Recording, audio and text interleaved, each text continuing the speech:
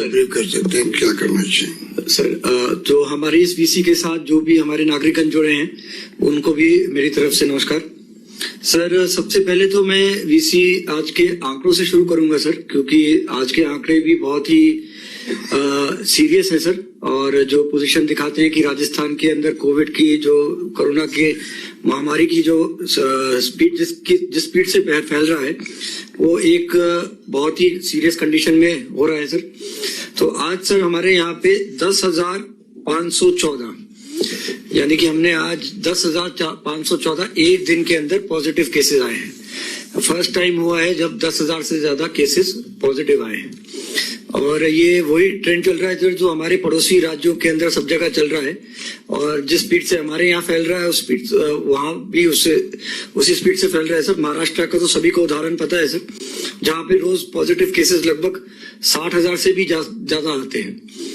तो ये दिखाता है सर कि अभी जिस स्पीड से चल रहा है और जैसे ग्रोथ हो रही है, जैसे कल 9,000 थे केस, 9,046, और आज उसमें लगभग 1,500 लोगों की और आंकड़ा और बढ़ोतरी हो गई।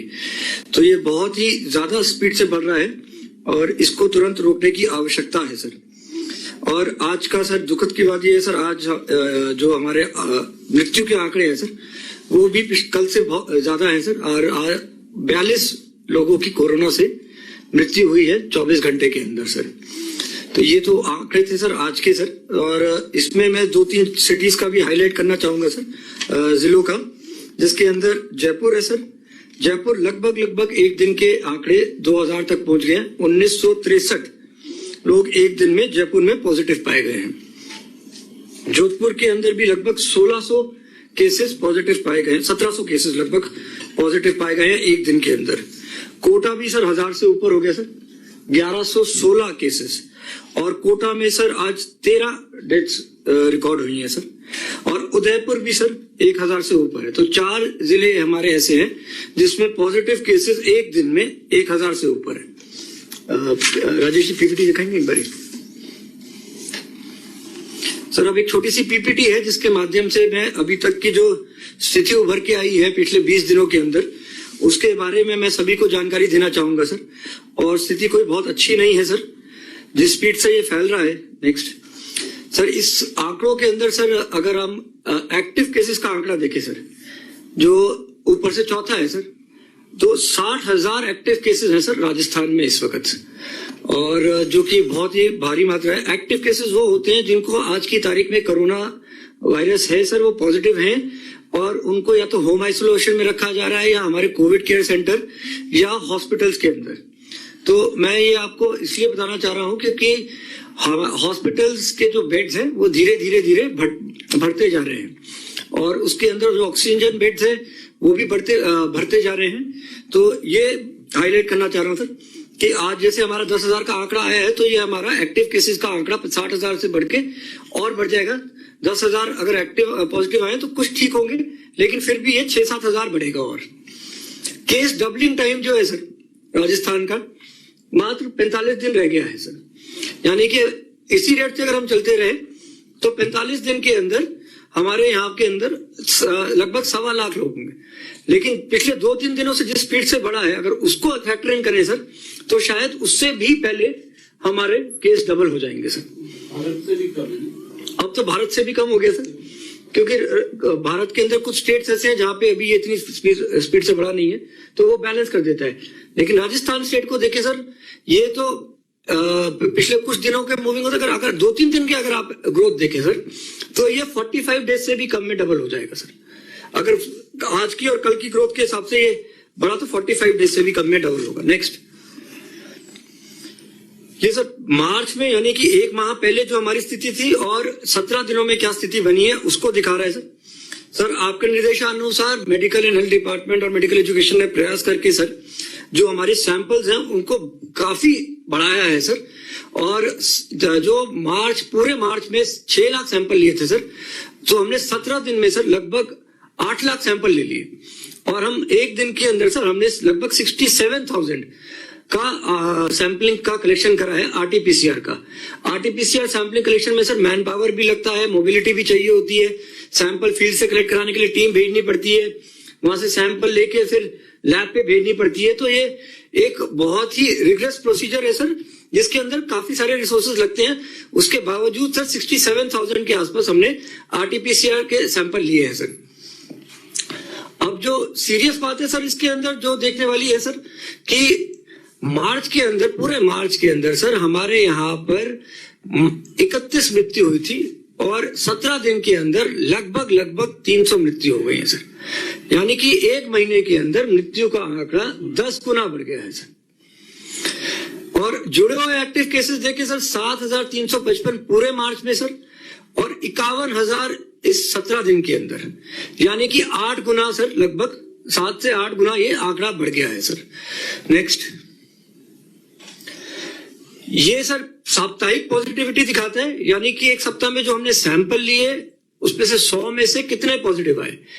जो ब्लू लाइन है वो राजस्थान का आंकड़ा दिखा रहा है। इसके अंदर मैं सर सबको जो चीज दिखाना चाहूंगा सर, अगर 4 हफ्ते पहले का अगर आप आंकड़ा देखें तो 2.27 हमारा पॉजिटिविटी रेट था वीकली का, जो बढ़ के 12.91 हो गया है, यानी कि 6 गुना बढ़ गया है पॉजिटिविटी।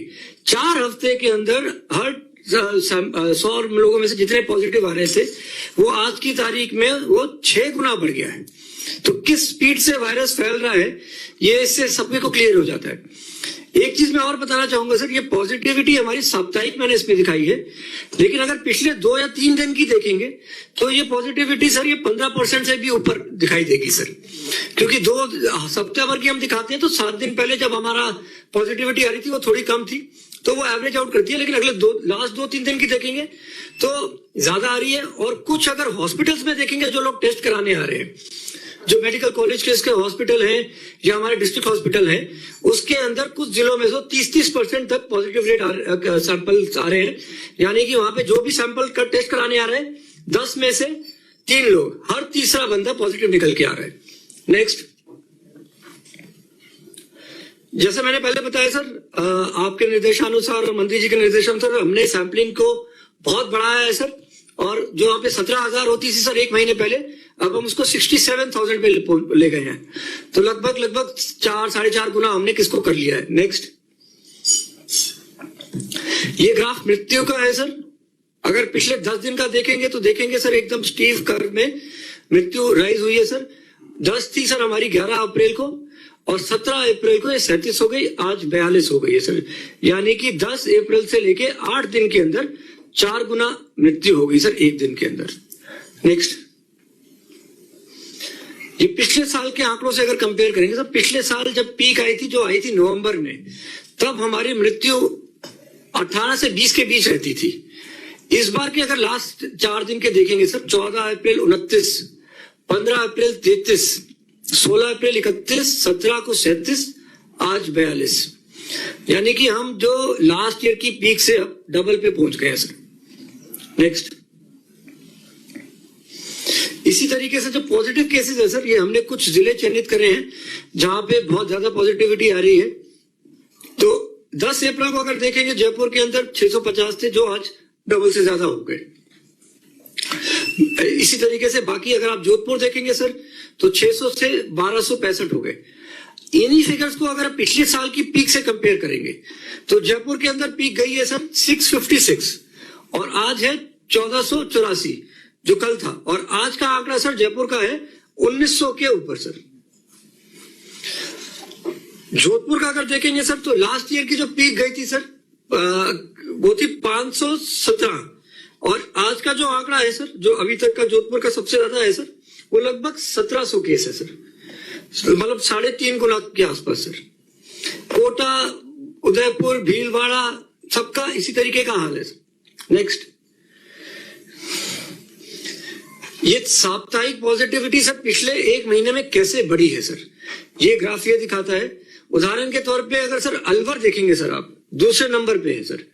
4 हफ्ते पहले उसकी साप्ताहिक पॉजिटिविटी 1% से भी कम थी सर, और अब 11.5 है, 11 गुना सर, 11 गुना 4 हफ्तों के अंदर सर पॉजिटिविटी रेट बढ़ी है। आगे और देखें सर, 12 में 1.99 और पिछले हफ्ते 26% सर, पॉजिटिविटी रही, जो कि एक बहुत ही सीरियस कंडीशन है सर मेरे हिसाब से सर। भीलवाड़ा में 4% से बढ़कर 16% हो गई, बीकानेर 1.4%, मतलब 4 हफ्तों के अंदर सर बीकानेर के अंदर लगभग 10 गुना बढ़ गई सर, 10 गुना सर। धौलपुर भी देख ले सर 0.28, और आज की तारीख में हर 17वां बंदा जिसकी हम धौलपुर में जांच करते हैं, मतलब सॉरी 17% लोग पॉजिटिव आ रहे हैं सर, 0.28 से 17% सर। ये तो मेरे को लगता है सर इससे ज्यादा कुछ देखने को मिलेगा नहीं सर। तो ये सब साफ दिखा रहा है सर किस स्पीड से ये वायरस ने स्प्रेड करा है। पुराने साल जो वायरस आया था सर वो स्पीड से नहीं स्प्रेड कर रहा था, उसके कारण ये हुआ था सर कि उस वजह से हमारे जो एक्टिव केसेस थे सर एट अ टाइम वो इतने थे जिसको हम अपने इंफ्रास्ट्रक्चर से संभाल पाए थे। उसके बाद हमने इंफ्रास्ट्रक्चर बहुत बढ़ाया है सर। सर आपको पता है सर, आप RUHS के अंदर सर 1 साल के अंदर 0 से उसको 1200 बेडेड हॉस्पिटल बना दिया है सर, और पूरे राजस्थान में ही नहीं, राजस्थान के बाहर भी RUHS का नाम हो गया। इसी तरीके से सर पिछले 15 दिनों के अंदर भी सर जिलों में कलेक्टर्स और उनकी मेडिकल टीम के साथ, CMHOs, प्रिंसिपल मेडिकल कॉलेजेस के साथ उन्होंने पूरी कोशिश करी है सर, जहां जहां हॉस्पिटल में स्पेस मिल जाए वहां पे बेड्स अवेलेबल कराने की और ऑक्सीजन जनरेटेड बेड्स अवेलेबल कराने की भी पूरी कोशिश करी है सर। लेकिन उसके बाद भी सर हर चीज की एक लिमिट होती है, अगर इस स्पीड से बढ़ता रहा तो ये जो केसेस हमने बेड्स बढ़ाए हैं वो भी, उसका भी एक सैचुरेशन आ जाएगा सर। नेक्स्ट, ये बाकी जिले हैं सर। जोधपुर आज की तारीख में 21% पॉजिटिविटी दिखा रहे हैं। उदयपुर में सर हफ्ते की पॉजिटिविटी 24% है, लेकिन उसकी डेली पॉजिटिविटी सर जो रोज जांच हो रही है आजकल में वो 30% के आसपास आ रही है सर। और बाकी जिले भी देख ले सर, राजसमंद 4.92 से 16.65, सिरोही 4.25 से 26 से 15.69, मतलब ऑन एन एवरेज 4 से 5 गुना तो लगभग हर जिला पहुंच गया सर। जैसलमेर जैसा जिला भी जहां पे इतना वाइड स्प्रेड एरिया है वहां पे भी सर पॉजिटिविटी रेट सर 4% से ऊपर चली गई सर। नेक्स्ट, ये सर हमने प्रोजेक्शन करा है सर, और अगर अलग अलग मॉडल है प्रोजेक्शन करने के सर, अगर हम कोई दूसरा मॉडल लेते तो हो सकता है ये प्रोजेक्शन और ज्यादा दिखाता, और ये प्रोजेक्शन में दिखा रहे हैं हम सर 1,30,000 हमारे एक्टिव केसेस होने की संभावना है सर। अगर इसी स्पीड से बढ़ता रहा 1,30,000 हमारे एक्टिव केसेस 30 अप्रैल को होने की संभावना है सर। इसमें से कितने केस ऑक्सीजन पे रहेंगे, ये माना जाता है कि सब 80% केस लगभग ऐसे होंगे जो एसिम्प्टोमेटिक या माइल्डली सिम्प्टोमेटिक होंगे, जो कि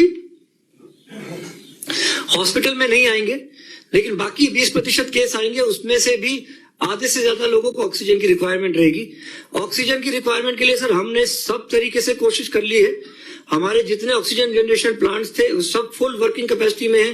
वो हमने उनको 24 घंटे बिजली देना शुरू कर दिया। जो गांव ग्रामीण इलाके में भी जो प्राइवेट थे सर वो भी फुल जनरेशन पे चले, चाहे वो पहले रूरल फीडर पे थे, अब उनको भी 8 घंटे से 24 घंटे पे शिफ्ट कर दिया है सर। जितने हमने ऑक्सीजन कॉन्सेंट्रेटर्स हमारे जिले के अंदर मौजूद थे सर उन सबको अब हम यूज करने लगे, सबको मेडिकल कॉलेज में लाने लगे, और हम कोशिश कर रहे हैं कि सर ऑक्सीजन कॉन्सेंट्रेटर जो कि एक छोटी मशीन होती है और 10 लीटर या 5 लीटर 1 घंटे तक वो ऑक्सीजन दे सकती है, उसको भारी मात्रा में क्रय करें सर। कोटा ने आज ऑर्डर भी दे दिया सर, मैं बताना चाहूंगा सर 1500 का, लेकिन ये सब आने में थोड़ा समय लगेगा सर, और हमारी केसेस अभी हमारे सामने है सर। तो इसके अंदर सर हमने जितने भी हमारे प्लांट्स थे, यहां तक कि हमने इंडस्ट्रियल प्रोडक्शन भी ऑक्सीजन का बहुत ही कम कर दिया है सर, और वो ऑक्सीजन भी सर जो इंडस्ट्रियल के जाती थी वो मेडिकल की तरफ डाइवर्ट कर दिया है, हॉस्पिटल्स की तरफ डाइवर्ट कर दिया है।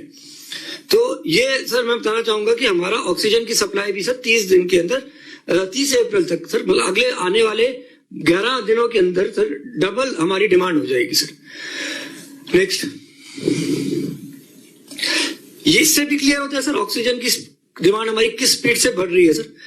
ये अगर हम ऑक्सीजन हमने दिखाया सर D टाइप सिलेंडर्स के तहत, ये पूरे राजस्थान का फिगर है सर।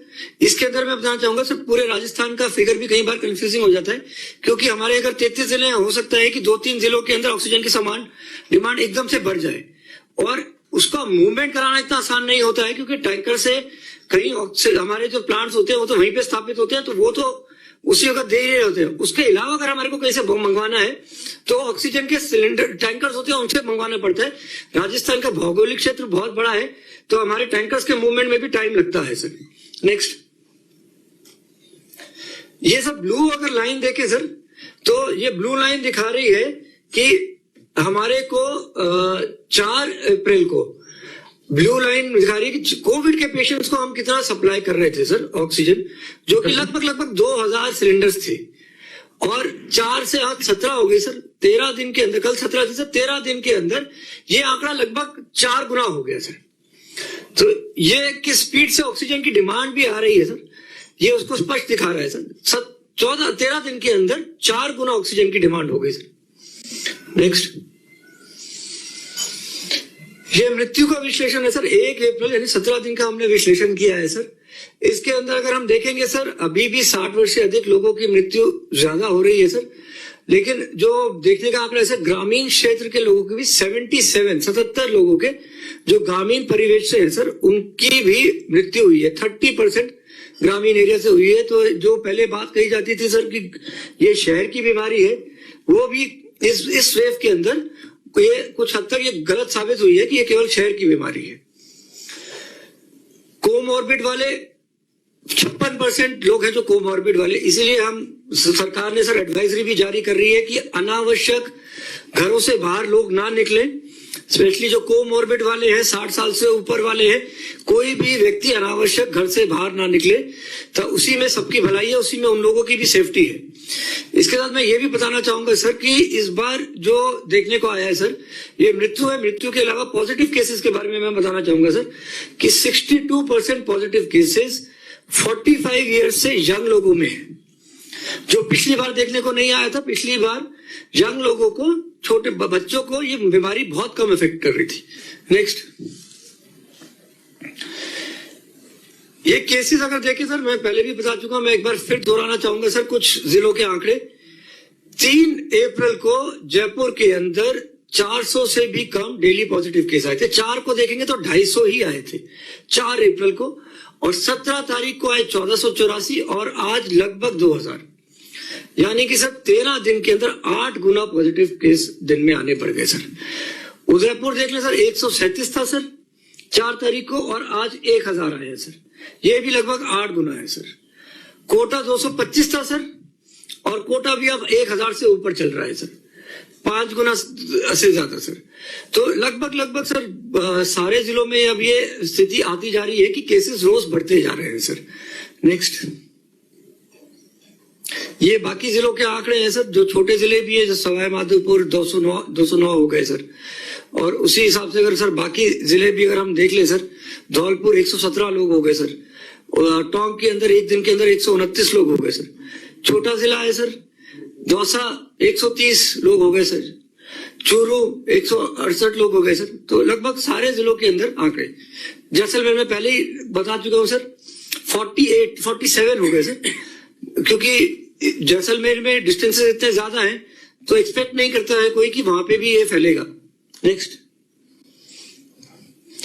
ये ग्राफ सर, सारी चीजें जो मैंने अभी तक कही हैं वो एक सिंगल ग्राफ में स्पष्ट हो जाती है सर।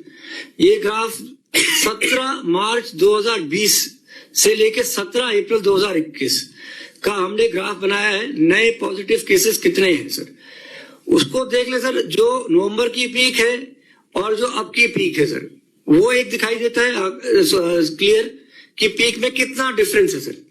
और दूसरी चीज तो दिखाई देती है सर, जो दिखाती है कि स्पीड से बढ़ा है सर ये कोरोना वायरस, कि पीक किस स्पीड से आई है सर।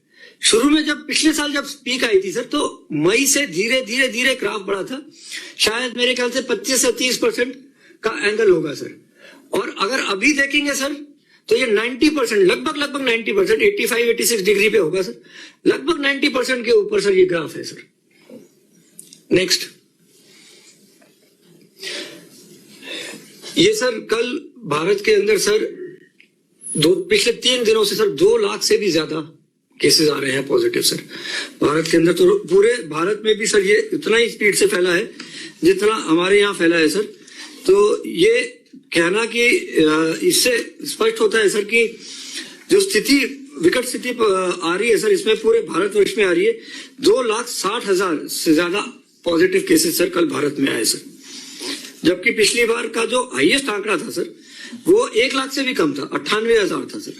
नेक्स्ट, ये कंपैरिजन है सर, मैं पहले भी इन फिगर्स के बारे में बात कर चुका हूं, लेकिन मैं कुछ ज्यादा नहीं कहूंगा। मैं बस सभी से चाहूंगा सर ग्राफ को एक बार देख लें सर कि कैसे स्ट्रेट लाइन के अंदर ऊपर ग्राफ बढ़ रहा है, चाहे जोधपुर का हो, कोटा का हो। कोटा का पिछले 3 दिन का अगर आप लाइन देख लें तो आपको पता चल जाएगा कि क्या कोटा के अंदर अभी क्या हालत बन रहे हैं। नेक्स्ट, भीलवाड़ा का पिछले 3 दिन का आप लाइन देख लें सर, अलवर की 3 दिन की लाइन देख लें तो सबको क्लियर हो जाता है सर कि क्या हालत बन रही है सर। नेक्स्ट,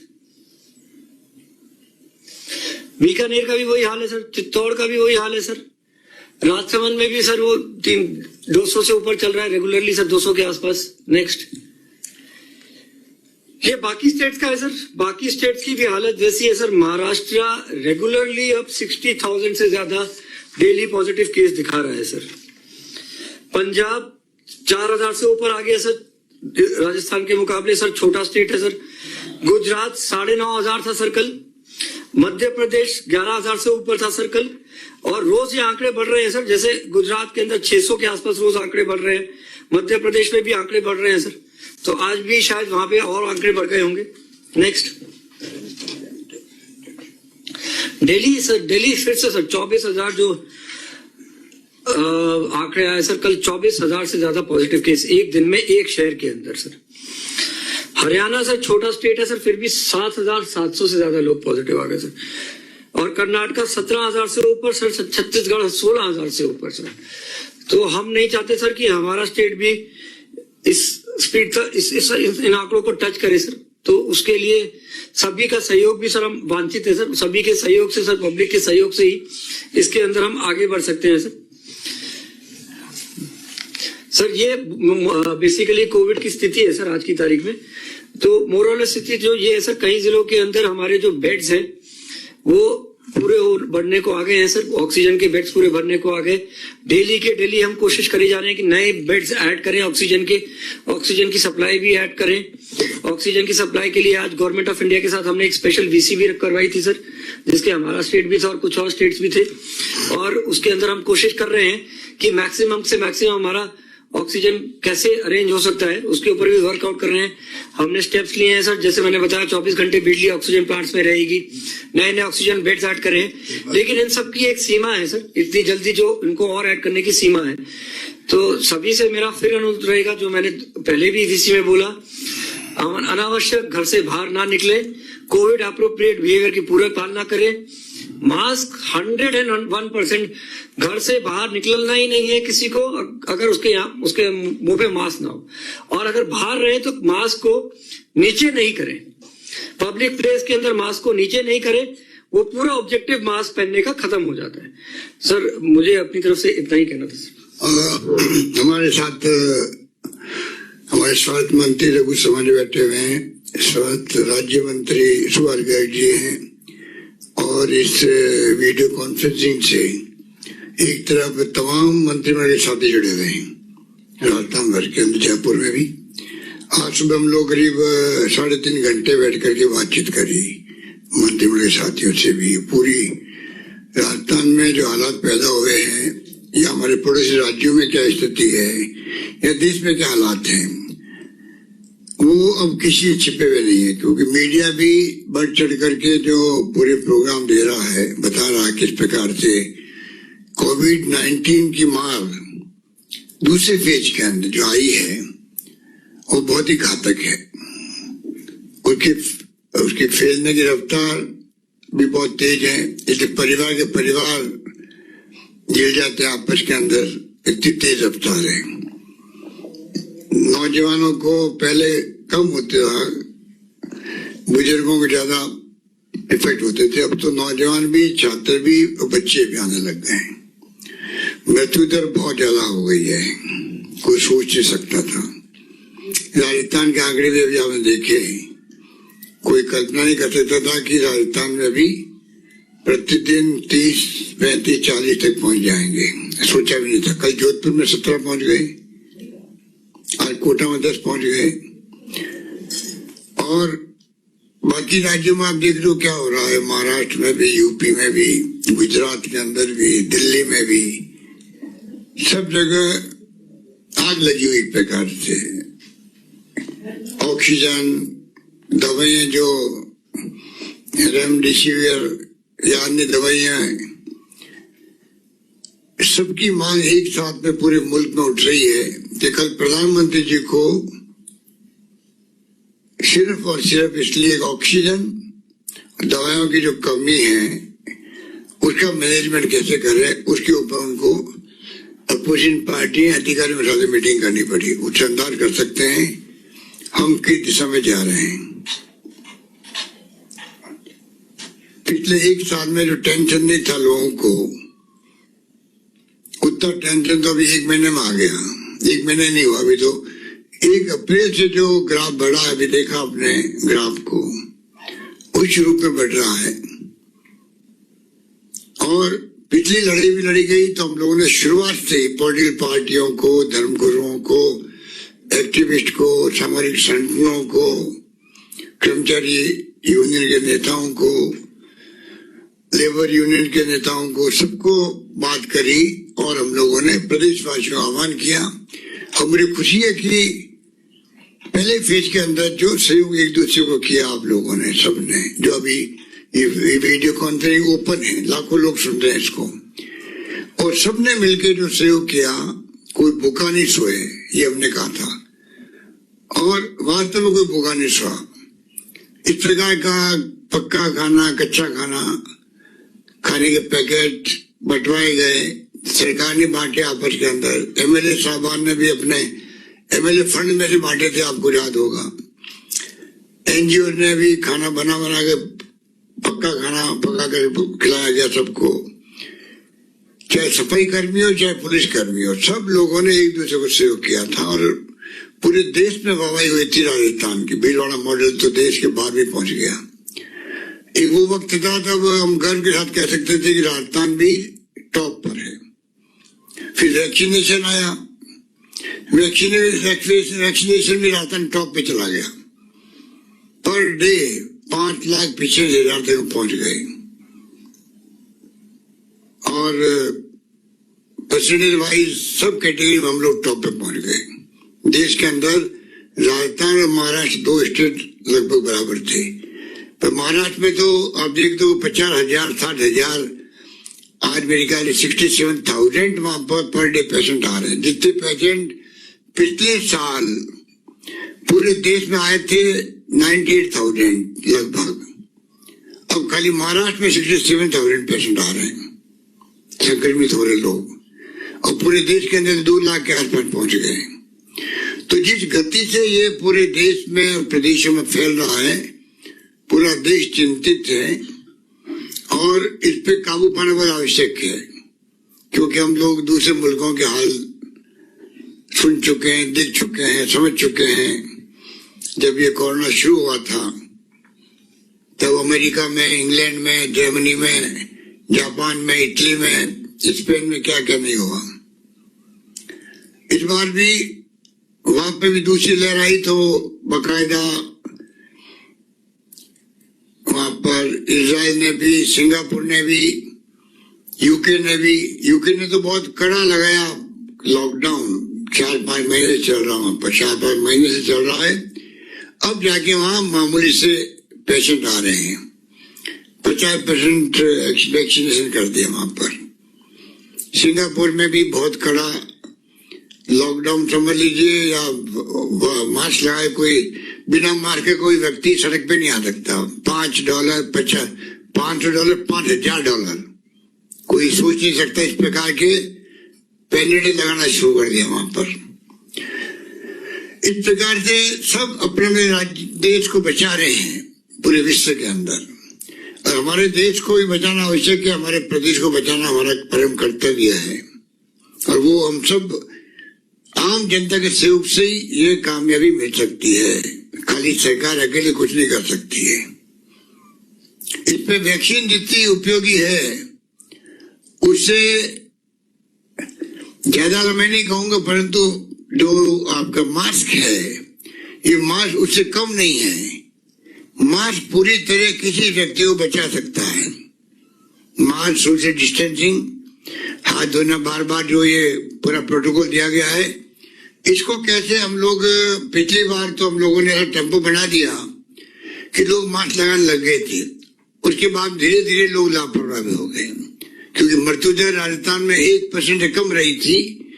उसके कारण में लोगों ने कहा ये कुछ नहीं है, तो ऐसे ही चलता है।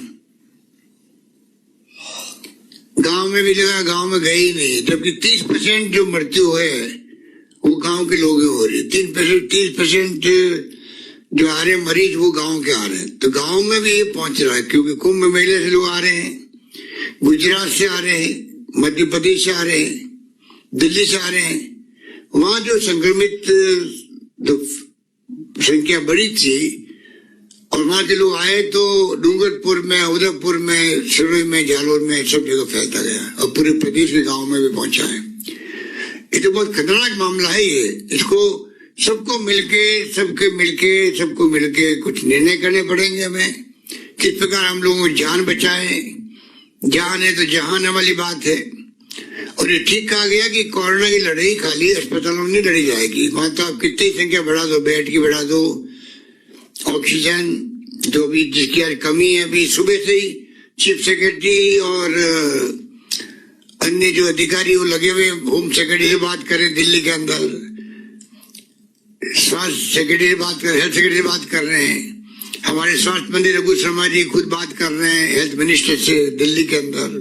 कल भी की बीबीसी के अंदर हारी बात करी कि आप ऑक्सीजन दो। ऑक्सीजन जो हमारे मंत्री थी भिवाड़ी के अंदर, उसका अधिकार भी ले लिया भारत सरकार ने, क्योंकि हमें पूरे देश के अंदर, उन्होंने कहा हमें पूरे देश के अंदर कंट्रोल करके फिर हम डिस्ट्रीब्यूट करेंगे। और बाद में जो आंकड़े आए हम उससे घबरा गए कि राजस्थान को नाम मात्र का अलॉटमेंट हुआ।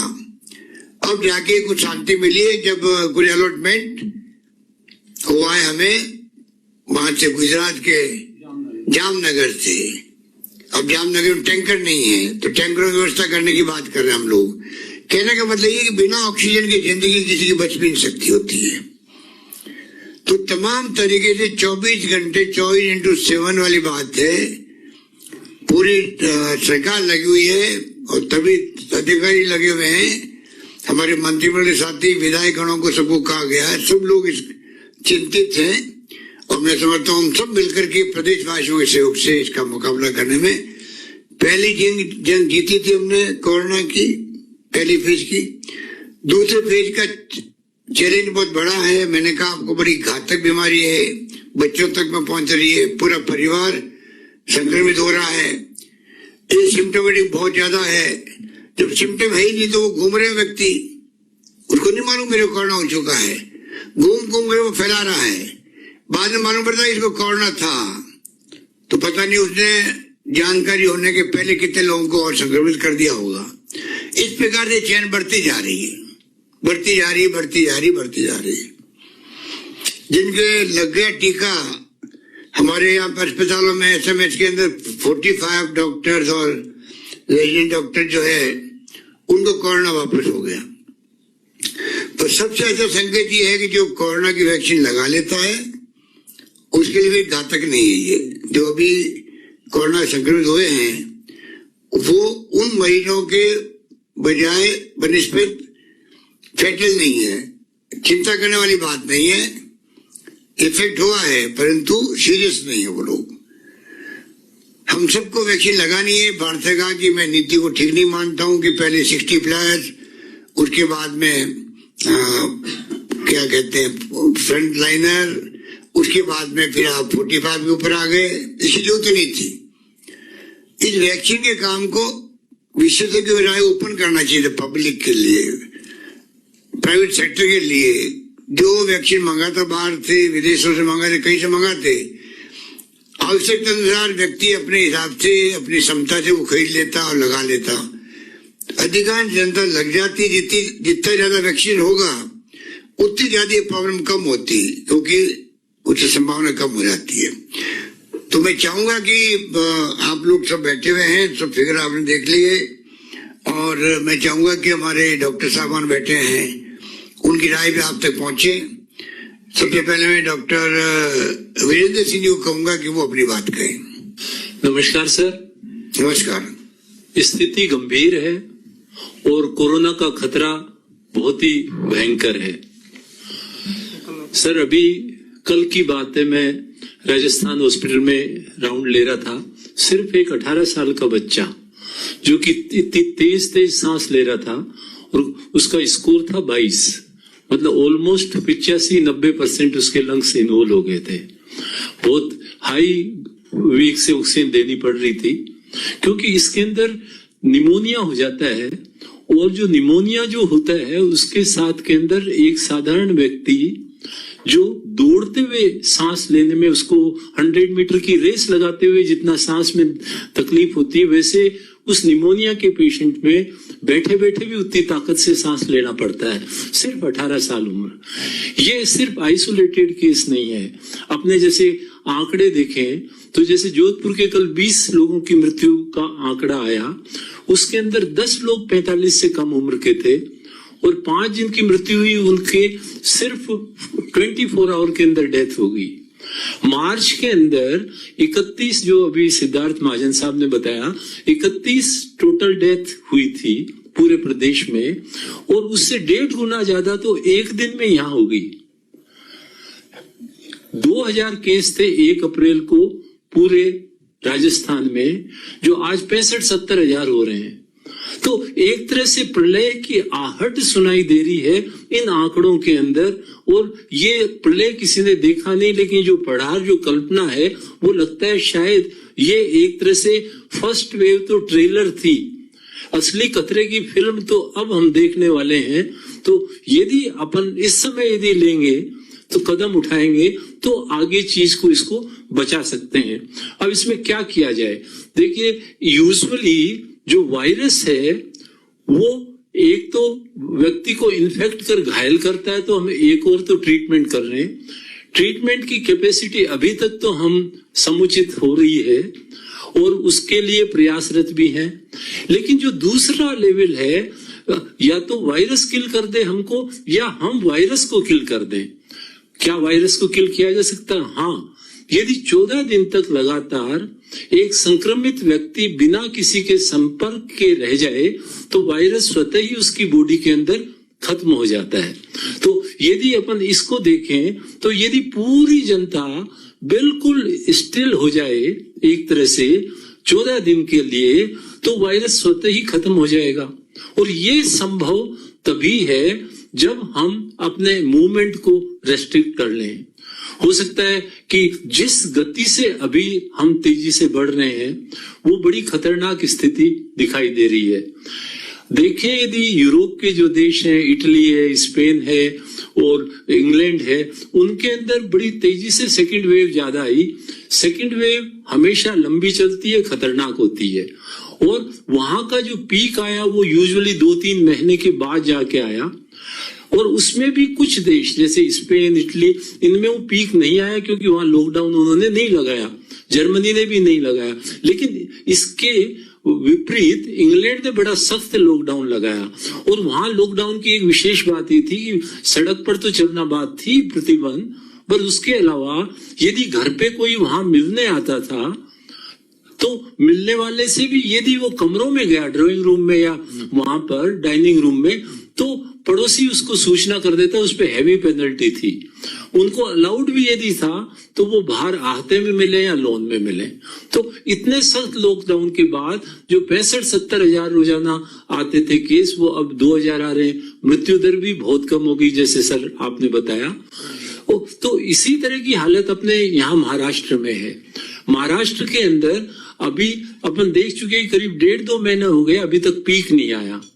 क्यों? क्योंकि उन्होंने शुरू में लॉकडाउन लगाया ही नहीं। और अब लॉकडाउन क्या लगा, अब तो सारे ही लोग बीमार हो गए तो अपने आप ही लॉकडाउन लग गया।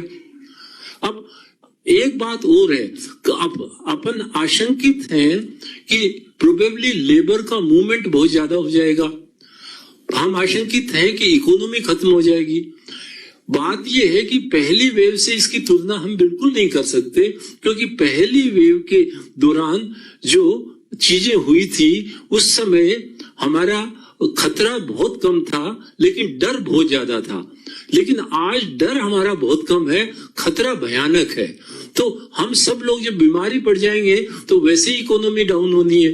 वैसे ही यदि हम सारे लोग बीमार, जिस गति से हम चल रहे हैं उस गति से यदि हम कहेंगे तो लाखों लाखों की संख्या में हम बीमार हो जाएंगे। पिछले 15-20 दिन के अंदर जो 400 केस राजस्थान में आ रहे थे वो अब 10,000 हो गए।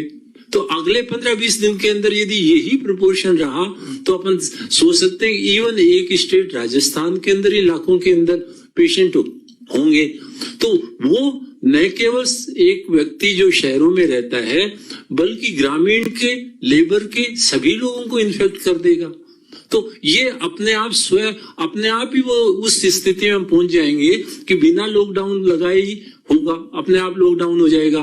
तो वो स्थिति वो होगी जबकि बड़ी गंभीर बात होगी, क्योंकि वो उस समय हो सकता है कि ऑक्सीजन बेड नहीं मिले, हो सकता है कि पेशेंट के लिए अस्पताल में नहीं मिले। जैसे पिछले 7 दिन में हमारे राजस्थान अस्पताल में पेशेंट आता है, हमें बड़ा दर्द होता है उसको ना कहते हुए कि भाई बेड खाली नहीं है। अरे ये भी कोई बात हुई? वो दुखी इंसान है, उसको कैसे ना कर दें, पर मजबूरी है। तो इसमें जो सबसे बड़ी बात है कि किल वायरस के लिए हमें अपने आप को डिसिप्लिन करके, कोरोना लाइफ स्टाइल अडॉप्ट करके अपने रेस्ट्रिक्ट करें अपने मूवमेंट को, सिर्फ घर में। बाहर जाएं तो मास्क पहन के जाएं, लेकिन मास्क भी फिटिंग का मास्क पहन के जाएं। जैसे शर्ट और पैंट फिटिंग की होती है वैसे मास्क भी फिटिंग का हो, और वो मास्क किसी भी हालत में नाक से नीचे नहीं सरके। चाहे हमारी शर्ट सरक जाए 2 इंच चलेगा, लेकिन मास्क नहीं सरकना चाहिए। ये हम प्रतिबद्धता लेके आगे चलें, और हम अपने घर के अंदर ही, घर से बाहर तभी जाएं जब कोई मजबूरी हो, और अपने मेहमानों को अपने घर पे ना बुलाएं, फोन से काम चला लें। यदि फिर भी बुलाना जरूरी है तो आहते में या सड़क के किनारे खड़े होकर बात करें। घर के कमरों के अंदर यदि हम नहीं करें तो वही होगा। इस तरह से हम वायरस को किल करके, और जो पीक आ रहा है उसको हम ब्लंट कर सकते हैं। दूसरा कदम, एक कदम तो है कि वायरस को किल करें, दूसरा कदम ये है कि जो भी एलिजिबल है वो तुरंत वैक्सीन लगवाएं। वैक्सीन सबसे इफेक्टिव चीज है। इसका प्रूफ हमें पिछले 15 दिन में मिल गया, राजस्थान में मिल गया, क्योंकि जिन लोगों ने पहली सेकंड डोज लगा ली और जिन्होंने इवन पहली डोज लगाने के भी 10-15 दिन हो गए, उनके अंदर बीमारी गंभीर नहीं हो रही है, उनके अंदर गंभीर नहीं हो रही है, हॉस्पिटलाइजेशन बहुत कम है। तो डेफिनेटली, और यही कारण है कि रिलेटिवली 45 से नीचे मृत्यु की दर है। और हम भाग्यशाली हैं कि कम से कम राजस्थान के अंदर 60 साल से अबव 85% को वैक्सीन लग गई, और 45 साल से अबव 50% को लग गई। लगभग यदि महाराष्ट्र से देखें तो हमने 2 गुना ज्यादा, जो सेकंड स्टेट है वो महाराष्ट्र, उससे 2 गुना ज्यादा प्रतिशत के हिसाब से हमारे 60 साल और 45 साल के लोगों को वैक्सीन लग गई। तो ये इन चीजों को यदि हम अपना के चलते हैं तो आगे बढ़ते जाते हैं। अब 2 बात और हैं, एक ऑक्सीजन की है और एक रेमडेसिविर। रेमडेसिविर दवा की किल्लत है अभी, लेकिन रेमडेसिविर दवा को एक तरह से हर जगह प्रचारित और प्रसारित ये किया जा रहा है कि जीवन रक्षक है। लेकिन 1 साल पहले माना जाता था, लेकिन आज इसको जीवन रक्षक नहीं मानते। आज इस रेमडेसिविर दवा को इतना कुछ लिमिटेड रोल है। बहुत सीरियस केस जो वेंटिलेटर पे हैं, वह जो यूरोपियन रेस्पिरेटरी सोसाइटी की रिकमेंडेशन में इसको कॉन्ट्रा इंडिकेट किया कि उसमें यूज नहीं करें। सिर्फ जो ऑक्सीजन के ऊपर जो पेशेंट हैं उनमें, क्योंकि फर्स्ट वीक के अंदर वायरस अटैक करता है बॉडी पे, और सेकंड वीक में सूजन और क्लोट्स करते हैं लंग्स के ऊपर असर। तो फर्स्ट वीक के अंदर यदि पेशेंट आ गया, और या फर्स्ट 10 डेज सिम्टम शुरू होने के अंदर तो इसका रोल है, आफ्टर 10 डेज सिम्टम का इसका रोल खत्म हो जाता है। तो इसके लिए पैनिक नहीं करें, क्योंकि 3 दूसरी दवाइयां हैं, 3 ऑक्सीजन है, स्टेरॉइड है और जो क्लोटिंग को यानी ब्लड थिनर है वो है यूजुअली जीवन रक्षक जो चीजें। एक जो मैं आप लोगों से और अपील करना चाहूंगा कि एक ऑक्सीजन के अंदर बड़ा इम्प्रूवमेंट आता है यदि आप उल्टा या प्रोन पोजीशन में सोते हैं। तो कम से कम यदि हम अभी से थोड़ी सी प्रैक्टिस कर लें कि हम प्रोन पोजीशन में सोने लग जाएं तो इवन बीमारी के समय हम आसानी से सो सकेंगे और हमारा ऑक्सीजन का रिक्वायरमेंट कम हो जाता है। हमने देखे हैं कि 88-89 सैचुरेशन आ रही है और वो व्यक्ति उल्टा सो गया या प्रोन पोजीशन में सो गया तो 92-93% आ जाती है।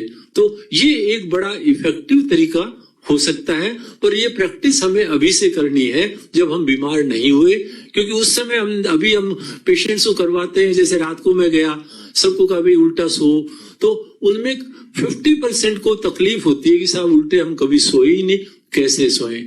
एक चीज और है कि हम यदि जलनेती कर लें, जैसे हम काम से गए या कहीं बाहर जाके वापस घर आए, तो क्योंकि वायरस सबसे पहला घर बनाता है नाक और गले में, तो यदि नेति करते हैं तो उससे गला साफ हो जाता है और वायरस को वो क्लीन कर सकती है। ऐसा साइंटिफिक स्टडी जो लंग इंडिया के अंदर रिव्यू आर्टिकल रिसर्च के रूप में ये प्रकाशित हुआ है इसी कोरोना काल के दौरान। तो ये कुछ ही बातें थी कि kill the virus step 1 and the second is get yourself vaccinated. Thank you very much. धन्यवाद डॉक्टर। डॉक्टर सुधीर भंडारी जी। माननीय मुख्यमंत्री जी, मंत्री परिषद के सभी सदस्य और आम जन लोग जो इस वीसी से जुड़े हुए हैं, आपको सभी को यह महसूस हो रहा होगा कि हम एक कोविड पेंडेमिक के डिफिकल्ट फेज में पहुंच गए। कहा तो 2 महीने पहले हमें ऐसा लग रहा था कि हम लोग काफी इम्प्रूव कर रहे हैं, बट सडनली जिस तरीके से ये सेकेंड वेव का इजाद हुआ है, हमारी चिंताएं बहुत बढ़ गई है। मैं आमजन को कुछ इस सेकेंड वेव के बारे में बताना चाहूंगा कि ये सेकेंड वेव फर्स्ट वेव से बहुत अधिक एग्रेसिव है। हमारी चिंता बढ़ने का कारण यह है कि ये सेकेंड वेव हर एज ग्रुप के लोगों को अफेक्ट कर रही है और कॉम्प्लिकेशंस पैदा कर रही है। फर्स्ट वेव में हमने 60 इयर्स के ऊपर के लोगों को हैंडल किया था, खासकर जिनमें कोई बीमारियां थी, कोमॉर्बिड कंडीशन थी। बट अभी चिंता ये हो रही है कि जिस तरह के जो पेशेंट्स आ रहे हैं वो 5-7 साल के बच्चों से लेके 20 से 40 साल तक हेल्दी लोगों से लेके सारे एज ग्रुप के लोग आ रहे हैं। दूसरा, ये इतना तेजी से इस बीमारी के अंदर निमोनिया फैल रहा है सेकेंड वेव में कि अधिक से अधिक लोगों को शॉर्ट ड्यूरेशन में बहुत अधिक ऑक्सीजन की आवश्यकता हो रही है। तो डेफिनेटली ये उस पुरानी वेव से बहुत भयानक रूप धारण कर रही है। तीसरा, जो कॉम्प्लिकेशंस इस वेव में देखने को मिले हैं वो बहुत अधिक हैं, चाहे वो हार्ट अटैक के कॉम्प्लिकेशन हो या लकवा के कॉम्प्लिकेशन हो। इतना ही नहीं, इस वेव में जब इन्फेक्शन एक व्यक्ति को संक्रमित करता है तो परिवार के परिवार हर एज ग्रुप के लोग हमें एक साथ संक्रमित पाए गए हैं। इतना ही नहीं, करीब 30 से 40% पेशेंट जिनको कि इस वेव में लक्षण पाया गया है उनका RT-PCR नेगेटिव आता है और हम लोग थोड़े निश्चित हो गए हैं, उसको इग्नोर कर लेते हैं और उस समय तक लंग्स में काफी सीवियर निमोनिया डेवलप हो जाता है। तो RT-PCR की नेगेटिविटी भी 30 से 40% पेशेंट में पाई गई है, जो इसकी कॉम्प्लिकेशंस को काफी बढ़ा देता है। अतः हम सब लोगों को मिलकर इस सेकेंड वेव की जो क्रिटिकल कॉम्प्लिकेशंस है, सेकेंड वेव की जो डेंजरस इश्यूज है, उनको बहुत समझने की बात है। एक तरफ हमारी फर्स्ट वेव से हमने जितना हमारे स्टेट में इंफ्रास्ट्रक्चर क्रिएट किया वो देश का सर्वोपरि इंफ्रास्ट्रक्चर है। आज हमारे यहाँ पे जो हॉस्पिटल्स, वेंटिलेटर्स, ऑक्सीजन पॉइंट्स और मेडिसिन का सपोर्ट सिस्टम है, देश में सबसे अग्रणी है। बट आपको ये जानना चाहिए कि केसेस इतनी अधिक मात्रा में बढ़ रहे हैं, कहाँ 10,000 केसेस प्रतिदिन हमारे स्टेट में आ रहे हैं, फिर भी हमारा इंफ्रास्ट्रक्चर जो कि माननीय मुख्यमंत्री और स्वास्थ्य मंत्री के देखरेख में क्रिएट किया गया है, वो आज हम कॉन्फिडेंटली उसको हैंडल कर पा रहे हैं। बट अगर इसी स्थिति से ये केसेस बढ़ते गए तो आपको ध्यान होगा मैं नहीं सोचता देश लाइक अमेरिका, इटली और स्पेन हमारे से वो कई गुना संपन्न है। अगर वहां का इंफ्रास्ट्रक्चर भी कोलैप्स कर सकता है तो हमारे कितना भी सुदृढ़ इंफ्रास्ट्रक्चर हो उसको कोलैप्स करने में देरी नहीं लगेगी। आपने देखा होगा अमेरिका के अंदर करीब 10 लाख डेथ्स हो गई हैं। कैलिफोर्निया और न्यूयॉर्क के अंदर एम्बुलेंस को 3-3 घंटे तक पेशेंट्स की जगह हॉस्पिटल में नहीं मिलती थी। स्पेन के अंदर 25% लोगों ने एम्बुलेंस में ही दम तोड़ दिया। इटली के अंदर 30% लोगों ने रोड्स और अपने घरों में ही दम तोड़ दिया बिकॉज वहां का इंफ्रास्ट्रक्चर इसको कैटर नहीं कर पाया। हमारी प्रिपेयर्डनेस बहुत अच्छी है, बट अगर उन संपन्न और इतने साधन युक्त देशों में ऐसा हो सकता है तो हमको भी बहुत सीखने की बात है। अतः ये बहुत इंपॉर्टेंट है कि हम सब लोग इस महामारी को समझें। जैसा कि डॉक्टर वीरेंद्र सिंह साहब ने बताया, इस वायरस का इंक्यूबेशन पीरियड 14 दिन होता है। अगर हम 14 दिन अपने आप को आइसोलेट कर लें, वायरस को किसी भी दूसरे पर्सन में फैलने का मौका नहीं मिलेगा, क्योंकि जितना वायरस अधिक फैलता है उतना वायरस म्यूटेट करता है। और अभी जो डबल म्यूटेंट स्ट्रेन हमारे देश में पाया गया है वो घातक और अधिक फैलने की क्षमता है। दूसरा, अभी एक नया कॉन्सेप्ट आया है कि ये वायरस हमारे बोलने से या छींकने से ही नहीं फैलता है। ऐसा प्रतीत होता है कि ये वायरस हवा में आ गया है। जब ये वायरस हवा में आ जाता है, जिसको कि हम एयरबॉर्न डिजीज बोलते हैं, जो मेडिकल प्रोफेशन की बाइबल जिसको कहते हैं वो होता है लैंसेट नामक जर्नल।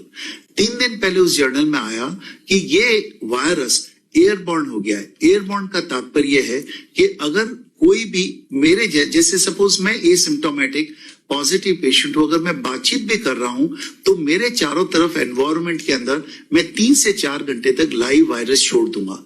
अतः आपको मालूम होगा कि इस बीमारी में 80% लोग एसिम्प्टोमेटिक होते हैं, 15 से 16% लोग थोड़े सिम्टम होते हैं और 3 से 4% बहुत क्रिटिकल होते हैं। उन 15 से 16 में बाद में कुछ लोग और भी क्रिटिकल हो जाते हैं।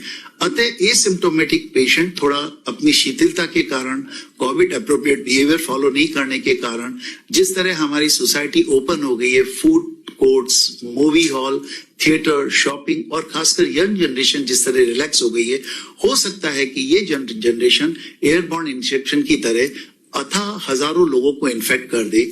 एक एसिम्प्टोमेटिक इन्फेक्टेड पर्सन 100 से 120 लोगों को इन्फेक्ट कर सकता है। अतः मेरा आप लोगों से नम्र निवेदन होगा कि इसकी फैलने को बचाने के लिए, एयरबॉर्न के कॉन्सेप्ट को समझने के लिए आप लोग मास्क अति आवश्यक लगाएं। मास्किंग एक ही तरीका है जिससे आप इंटरपर्सनल स्प्रेड को रोक सकते हैं और अगर ये एयरबॉर्न इन्फेक्शन है तो इससे भी बचा जा सकता है। दूसरा, मैं आपको ये बताना चाहूंगा कि हर एज ग्रुप के बच्चे आने लग गए हैं और हर एज ग्रुप यंगर लोगों के अंदर कॉम्प्लिकेशंस बहुत अधिक हो गया है। आज हमारी व्यथा थोड़े दिन पहले जो इंग्लैंड, स्पेन और इटली की थी वो हो जाएगी। मेरे पास कुछ स्टैटिस्टिक्स हैं कि इंग्लैंड, जहां पे 15 दिन पहले तक करीब 50 से 60 हजार पेशेंट्स आते थे, स्टिफ लॉकडाउन के कारण इंग्लैंड के अंदर आज सिर्फ 1200 केसेस आए हैं और 0 डेथ्स हुई है। इजराइल और सिंगापुर 2 ऐसे देश हैं जहां पे लॉकडाउन भी हुआ है और वहां पे वैक्सीनेशन भी हुआ है। आप सोच सकते हैं इजराइल में आज सिर्फ 14 पेशेंट्स आए हैं और 0 डेथ्स हुई है, और सिंगापुर के अंदर आप सोच सकते हैं वहां पे मास्क नहीं लगाने का फाइन भारतीय मुद्रा के अनुसार 10,000 रुपए था, वहां पे सिर्फ 34 पेशेंट आए और 0 डेथ्स हुई है। अतः हमें कुछ इन डेवलप कंट्रीज से सीखना चाहिए जिन्होंने शुरू में शीतलता बरती। उनके संसाधन हमारे से बहुत अधिक थे, ऑल्दो हमारे संसाधन भी बहुत स्ट्रांग है। We need to be very careful. Sir, मैं एक चीज आपके वो रिक्वेस्ट करना चाहूंगा कि आज काफी चिंता का विषय है, हमारे 10,000 पेशेंट आ गए हैं, 60,000 एक्टिव पेशेंट्स है। अगर उनमें हमने शीतलता बरती तो एक पेशेंट 120 लोगों को इन्फेक्ट करने वाला है, तो ये हमारे क्रिटिकल पेशेंट दिन पर दिन बढ़ने वाले हैं। आप हमारे सेक्रेटरी साहब बता चुके हैं, पूरे मार्च महीने में हमारी जो 31 डेथ्स हुई थी और 15 दिन में अप्रैल में हम 300 लोगों को खो चुके हैं। बट इसमें चिंता का विषय पिछली वेव से ये है, ये 300 लोगों में से 50% से ज्यादा हमारे यंग लोग हैं जो हेल्दी लोग थे और वो 45 साल के कम उम्र के हैं। ये बहुत पेनफुल कंडीशन है। सर, हमें ये आखिरी मौका है। मैं आप सब लोगों को भी कहना चाहूंगा, सरकार से भी निवेदन करना चाहूंगा कि ये हमारा आखिरी मौका है। हम लॉकडाउन करके लोगों को बचा सकते हैं, अन्यथा स्पेन, इटली और अमेरिका की तर्ज पर पूरी कंट्री स्टैंड स्टिल पे आ जाएगी। हमें आपने चित्र देखे होंगे, स्पेन और इटली में बेड्स नहीं मिले थे, लोगों की स्ट्रेचर पे डेथ्स हो गई थी। वहां पे हाईएस्ट लेवल का इन्फेक्शन होने के बाद भी लोगों की ऑक्सीजन की कमी से डेथ हो गई थी। यदि लॉकडाउन लगता है तो लोगों को प्लांट वे में सपोर्ट किया जा सकता है। हमें लॉकडाउन के कारण हमें जीवन बचाना है, बट हमें चिंता यह है सर कि इससे लोगों की जीविका इफेक्ट हो जाती है। हमने पहले लॉकडाउन से सीखा है कि प्लांट वे के अंदर अगर कभी इस तरह का स्टेप लेते हैं तो हम लोगों को सपोर्ट कर सकते हैं। और अगर हमने ये एग्रेसिव स्टेप नहीं लिया सर, तो जिस तरह से केसेस बढ़ रहे हैं, मैं निश्चित तौर पे कह सकता हूं कि 1921 में जो स्वाइन जो फ्लू पेंडेमिक हुआ था, हमारे इस पेंडेमिक में भी लाखों लोगों की डेथ उस फ्लू पेंडेमिक 1921 के बराबर हो सकती है। सर, हमारा डॉक्टर्स का एक ऑब्जर्वेशन है, अभी हमारे 45 डॉक्टर्स जो कि वॉरियर के रूप से काम कर रहे हैं, वो हमारे यहाँ पे वैक्सीनेशन के बाद इन्फेक्ट हो गए। बट मैं पब्लिक आम जन से कोई विश्वास दिलाना चाहूंगा कि वैक्सीनेशन जरूर करवाएं, ये बहुत सेफ है। वो 45 के 45 डॉक्टर बिल्कुल एसिम्प्टोमेटिक है, उनमें किसी तरह की कोई लक्षण नहीं है। ये सिर्फ वैक्सीनेशन के कारण पॉसिबल हो चुका है। उन डॉक्टरों के बीच में जब हमारी चर्चा होती है तो कुछ लोग जो लॉकडाउन के नाम से भ्रमित हैं, हम सब डॉक्टर्स का एक फीलिंग यह है कि ये लोग जो कि लॉकडाउन के पक्ष में नहीं है, बिकॉज उनका भी औचित्य है जीविका को बचाने का, किसी भी अस्पताल की इमरजेंसी में थोड़ी देर रहकर आप अपने आने वाले भयंकर स्थिति का एहसास कर सकते हैं। जो कोई व्यक्ति अगर इस पेंडेमिक का एहसास कर सकता है तो वो डॉक्टर्स है। आप किसी भी हॉस्पिटल के इमरजेंसी में थोड़ी देर रुकें और आने वाली स्थिति का एहसास कर सकते हैं। कैसे बच्चे, यंग लोग और हर उम्र के लोग सीवियर लंग इन्वॉल्वमेंट के साथ आ रहे हैं, और जैसे ही उन लोगों को अब सांस में जो दिक्कत होती है, बेचैनी के साथ आते हैं, जब उनको ऑक्सीजन दिया जाता है तो उन्हें ऐसा लगता है कि उनको अमृत मिल गया है। जिंदा रहना ज्यादा आवश्यक है सर, ना कि जीविका के लिए जीना। अगर हम जीवित ही नहीं रहेंगे तो जीविका के लिए सोचना बेकार है। सर, हमारे देश के नागरिकों की एक ये मानता है कि इमरजेंसी और क्राइसिस में वो हमेशा एकजुटता दिखाने में पीछे नहीं रहते हैं। अतः स्थिति की भयावहता को देखते हुए, ऑल्दो आज हमारा इंफ्रास्ट्रक्चर इतना आप लोगों ने सुदृढ़ कर दिया है, हमारे ऑक्सीजन सपोर्ट सिस्टम, हमारे ऑक्सीजन पॉइंट्स, बेड्स, आज तो हम सपोर्ट कर पा रहे हैं जो कि किसी भी दूसरे राज्य में नहीं हो रहा है। हमारे यहाँ पे सर, मैं आपको निवेदन करना चाहूंगा, हमारे फ्लैगशिप हॉस्पिटल में 12 राज्यों के पेशेंट्स हमारे यहाँ एडमिटेड हैं। सर, सारे पास के राज्यों से लोग बाई कार हमारे यहाँ पे ट्रीटमेंट के लिए आ रहे हैं, बिकॉज हमारी व्यवस्थाएं उत्तम है। पर जिस तरह से ये नंबर बढ़ रहा है, उस तरह से हमें चिंता है कि अगर इटली, स्पेन और अमेरिका का इंफ्रास्ट्रक्चर भी फेल हो सकता है तो हम उनसे अछूते नहीं रह सकते। अतः हमारा प्रयास पूर्ण है, आप लोगों का सपोर्ट 100% है। बट इस नंबर को कम करने के लिए सर, ये आवश्यक है कि हम जीवन को बचाएं। जीविका के सपोर्ट में तो सर आप लोग कुछ भी करेंगे लोगों को सपोर्ट करने के लिए, बट जीवन बचाना हम लोगों का एक बहुत महत्वपूर्ण स्टेप रहेगा sir. Thank you very much sir. धन्यवाद आपका। राजा बाबू जी, डॉक्टर राजा बाबू। नमस्कार सर। नमस्कार सर। नमस्कार।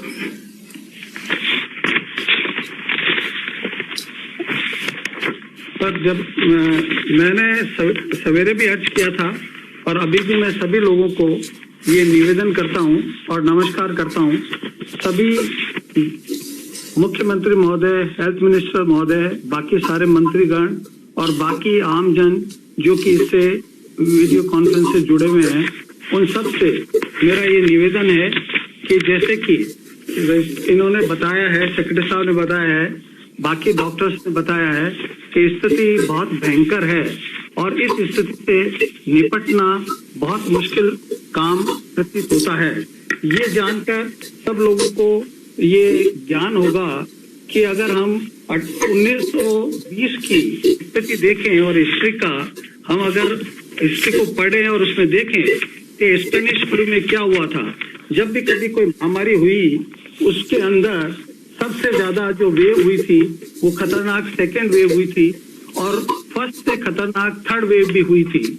यहाँ पर इसलिए मैं ये बता रहा हूँ कि हिस्ट्री में हमेशा ये देखा गया है कि हमेशा सेकेंड वेव है जो बहुत खतरनाक होती है और उसका अंजाम बहुत खराब होता है।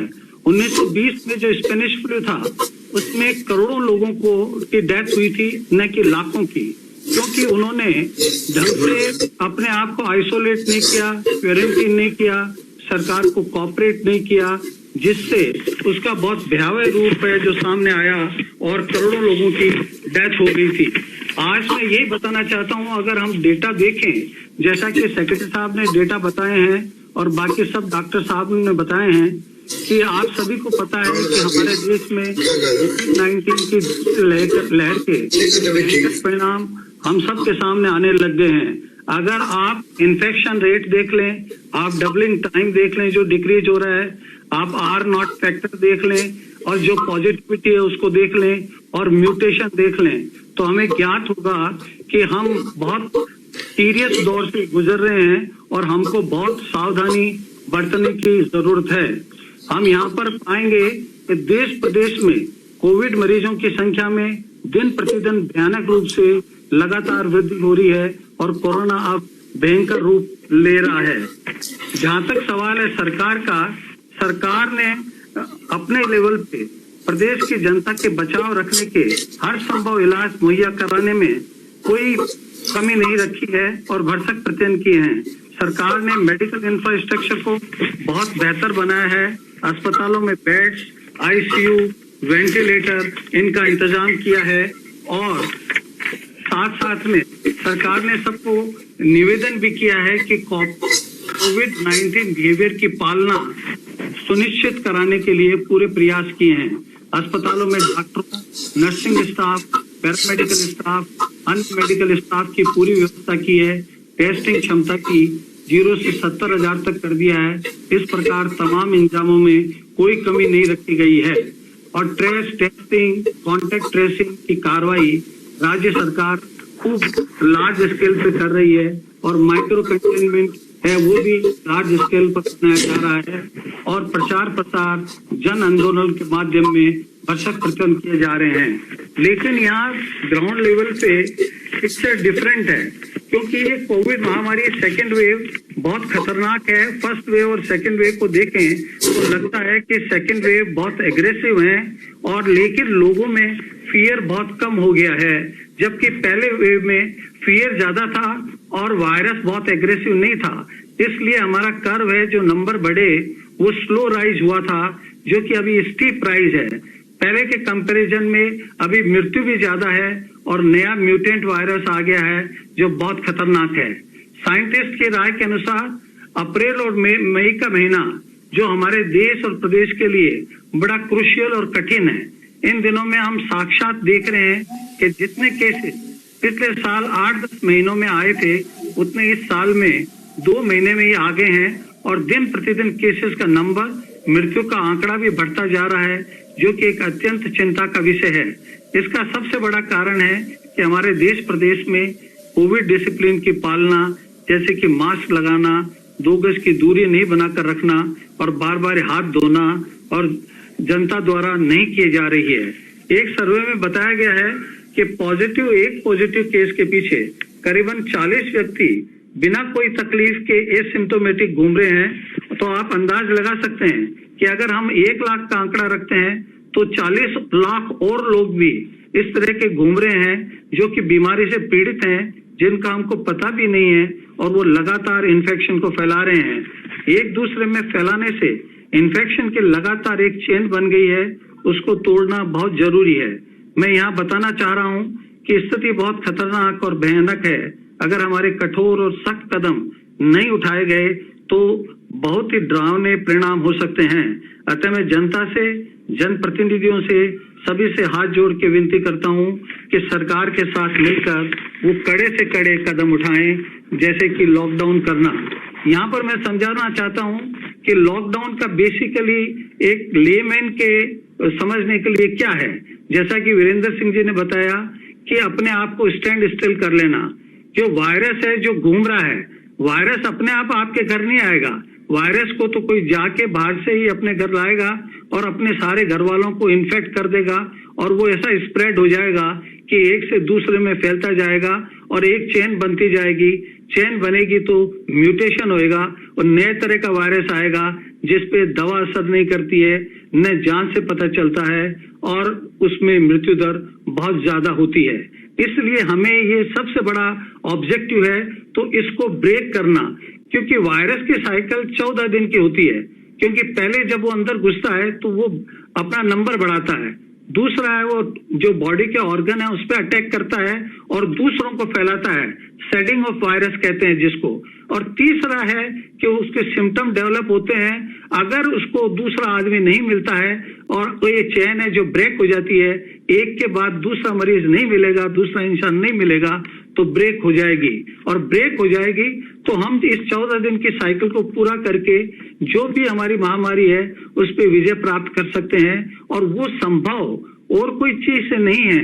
हम सिर्फ आइसोलेशन, क्वारंटीन और अपने घर पर ही रहकर इससे इस साइकिल को तोड़ सकते हैं, इस चेन को ब्रेक कर सकते हैं।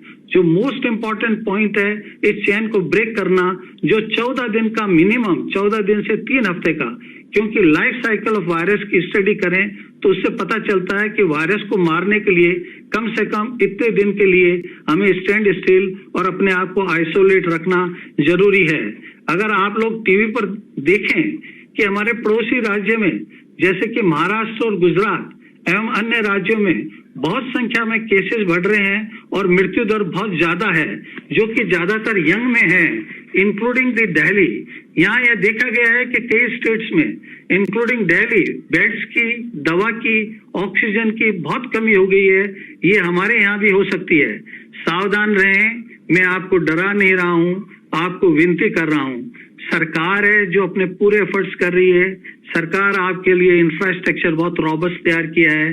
सरकार आपके 2000 से 4000 बेड कर सकती है। आपके ऑक्सीजन सिलेंडर के हजारों लाखों में व्यवस्था कर सकती है। आपके आईसीयू के बेड्स की व्यवस्था कर सकती है। लेकिन ध्यान रहे, वायरस है जो अदृश्य है, रेप्लिकेट बहुत फास्ट होता है, फास्ट रफ्तार से फैलता है। वो आज 100 केस है तो कल 200, 200 है तो परसों 400, 400 है तो इंटू 400 कर लीजिए। तो आप देख लीजिए 1000 में, लाखों में जब नंबर सोसाइटी से बढ़कर अस्पताल पहुंचने लगेंगे तो आप देखिए हमारे 10,000 bed, 20,000 bed, even 1 lakh bed हैं, वो भी हिंदुस्तान में देश और प्रदेश में कम हो जाएंगे और कम पड़ने लगेंगे। याद रखें, आप ये एक बहुत बड़ी विपदा है, इतनी भयंकर है कि मृत्यु भी जो खास तौर पे यंग लोगों में उनके क्रिमेशन करने के लिए भी लाइन लगानी पड़ रही है। अगर आप टीवी पे देखें, मरीजों को एम्बुलेंस में और ऑटो रिक्शा में ऑक्सीजन लगा के बचाने की कोशिश की जा रही है। इससे हम अंदाज लगा सकते हैं कि स्थिति कितनी गंभीर है। इन सब का मुख्य कारण है कोविड डिसिप्लिन की पालना नहीं करना और लापरवाही बरतना है। इस बढ़ती हुई ह्यूमन ट्रांसमिशन चेन को तोड़ना अति आवश्यक है। ये सिर्फ तभी संभव हो सकता है कि हम सभी मिलकर कड़े, कठोर से कठोर और सख्त कदम, जैसे कि लॉकडाउन है, जो लगाकर ही किया जा सकता है, जो सरकार के साथ मिलकर सहयोग करके हमें सख्त कदम उठाने होंगे। अदरवाइज हम लोगों को बीमार होने से नहीं बचा सकेंगे। इस महामारी से हम अपने प्रियजन, दोस्तों और कम्युनिटी के बहुत सारे लोगों को, देश प्रदेश में जो हमारे प्रदेश के लोग हैं, उनको बचा नहीं पाएंगे। जैसा कि कहा गया है और मैं कई बार कहता भी हूँ कि पेंडेमिक्स की लड़ाई सिर्फ अस्पतालों में नहीं बल्कि जमीनी स्तर पर जनता और सरकार के साथ मिलकर जंग लड़ने पर ही हम कामयाब हो सकते हैं। नहीं तो इस जंग को लड़ना बहुत मुश्किल है। इसमें सरकार जो अपने स्तर पर कर सकती है वो कर रही है। अब जो गेंद है जो हमारे पाले में है, जनता के, जनता को सरकार के साथ बहुत बहुत कोऑपरेट करके, बल्कि सरकार को मजबूती से ये कहकर कि सर आप लगाइए, जो भी कुछ करना है कड़ाई जितनी कर सकते हैं करिए, लेकिन जनमानस को बचाना बहुत जरूरी है। मैं सारी जनता से, नेताओं से, एडमिनिस्ट्रेटर से सरकार के साथ मिलकर कठोर निर्णय लेने के लिए रिक्वेस्ट करता हूं, ताकि जनता को, लोगों को बीमारी से बचाया जा सके और असमय मृत्यु होने से बचाया जा सके। यहाँ पर मैं वर्तमान की स्थिति, जैसा कि सेक्रेटरी साहब ने बताया, बाकी डॉक्टर्स ने भी बताया है कि 2 इम्पोर्टेंट डिसीजन लेने की बहुत तुरंत आवश्यकता है, और वो डिसीजन जनता के कोऑपरेशन के बिना, जनता के मोटिवेशन के बिना, ये और जनता के रिक्वेस्ट के बिना सरकार के अकेले लेना बहुत मुश्किल है, जो कि बहुत जरूरी है। क्योंकि आप देखें केसेज और मृत्यु दर में कितनी बढ़ोतरी हो रही है, कितना डबलिंग टाइम शॉर्ट हो गया है, कितने छोटे से पीरियड में केसेस बढ़ते जा रहे हैं। यंग जनता में आप जानते हैं कि हमारा ब्रेड विनर जो रोटी, जो नौकरी करता है, बाहर जाता है, अब तो पहले बुजुर्गों में थी जिनको बीमारियां होती थी, उनके साथ में 70 साल में, 60 साल में, लेकिन अब 25 से 45 साल के लोगों में हो रही है। तो कोई भी नहीं चाहेगा अपने प्रियजन को खोना, और इतने यंग एज में अपने दोस्त को, अपने पुत्र को, अपने भाई को। अतः आप सबसे निवेदन है कि वायरस म्यूटेशन भी एक इसका कारण है, और हम लोग कोविड एप्रोप्रिएट बिहेवियर का सुचारू रूप से पालना करें, और ये पालना नहीं करना ही इंगित करता है कि ये अत्यंत आवश्यक है कि हम पालना नहीं कर रहे हैं, तो हम सरकार के साथ मिलकर अतिशीघ्र कठोर से कठोर कदम, जैसे कि लॉकडाउन लगाकर प्रदेश की जनता के जीवन को बचाने की कार्रवाई करें, और ताकि हम ट्रांसमिशन चेन को ब्रेक कर सकें। सेकंड निवेदन है कि वैक्सीनेशन का, जो कि बहुत इंपॉर्टेंट है, जैसा कि सभी ने कहा है, वैक्सीनेशन जरूर लगाएं, और अपने जिन लोगों ने 2 डोज वैक्सीनेशन करा लिया है, मैं आपको एश्योर करता हूं कि उनको भयंकर बीमारी होने से उनका बचाव डेफिनेटली होता है, और उनकी मृत्यु होने की संभावना बिल्कुल शून्य रहती है। इसी मैसेज के साथ मैं सबसे निवेदन करता हूं कि आप आगे बढ़े, सरकार को सहयोग करें, और निर्णय आप लोग लें, क्योंकि आप लोग निर्णय लेंगे तभी वो सही निर्णय होगा, क्योंकि अनुपालना तो हम सब लोगों को करनी है।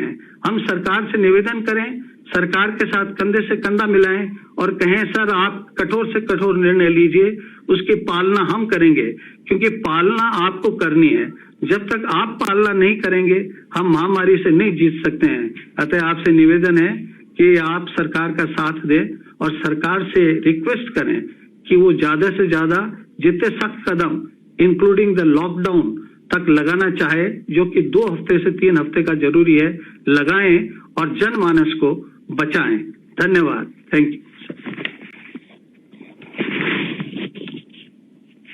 तो पिछला लॉकडाउन जो है लंबा चला, और कई लोगों को कष्ट भी हुआ, कितना माइग्रेशन हुआ लेबर का पूरे कंट्री के अंदर, वो भी नहीं बोले। लोगों की जो आजीविका थी वो चली गई।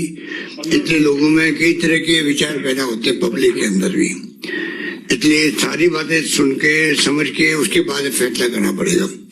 और डीजी साहब, आप लाता साहब अपनी बात कहेंगे। नमस्कार सर। मेडिकल एक्सपर्ट्स की जो अभी सुझाव हमने सुने हैं, इससे एक बात तो स्पष्ट है कि स्थिति बड़ी विकट है और भयावह है। इस परिस्थिति में हमें देखना होगा कि 2 ही रास्ते हैं। एक तो कोविड एप्रोप्रिएट बिहेवियर का, या तो हम कोविड अनुशासन अपनाएं, या अनुशासनहीनता कर हम अपने आप को बीमार करें, या अपने साथियों को बीमार करें, दूसरों को बीमार करें, और फिर हॉस्पिटल की तरफ दौड़े। आपको ध्यान होगा जो परिस्थितियां चल रही हैं, हॉस्पिटल में भी बेड नहीं है, दवाई रेमडेसिविर नहीं है, और वेंटिलेटर, ऑक्सीजन, इन सब की किल्लत आने वाली है। इन सभी चीजों को देखते हुए उचित होगा कि हम कोविड डिसिप्लिन अपनाएं, जो बहुत ही सस्ता है, और उसमें कुछ भी नहीं करना है।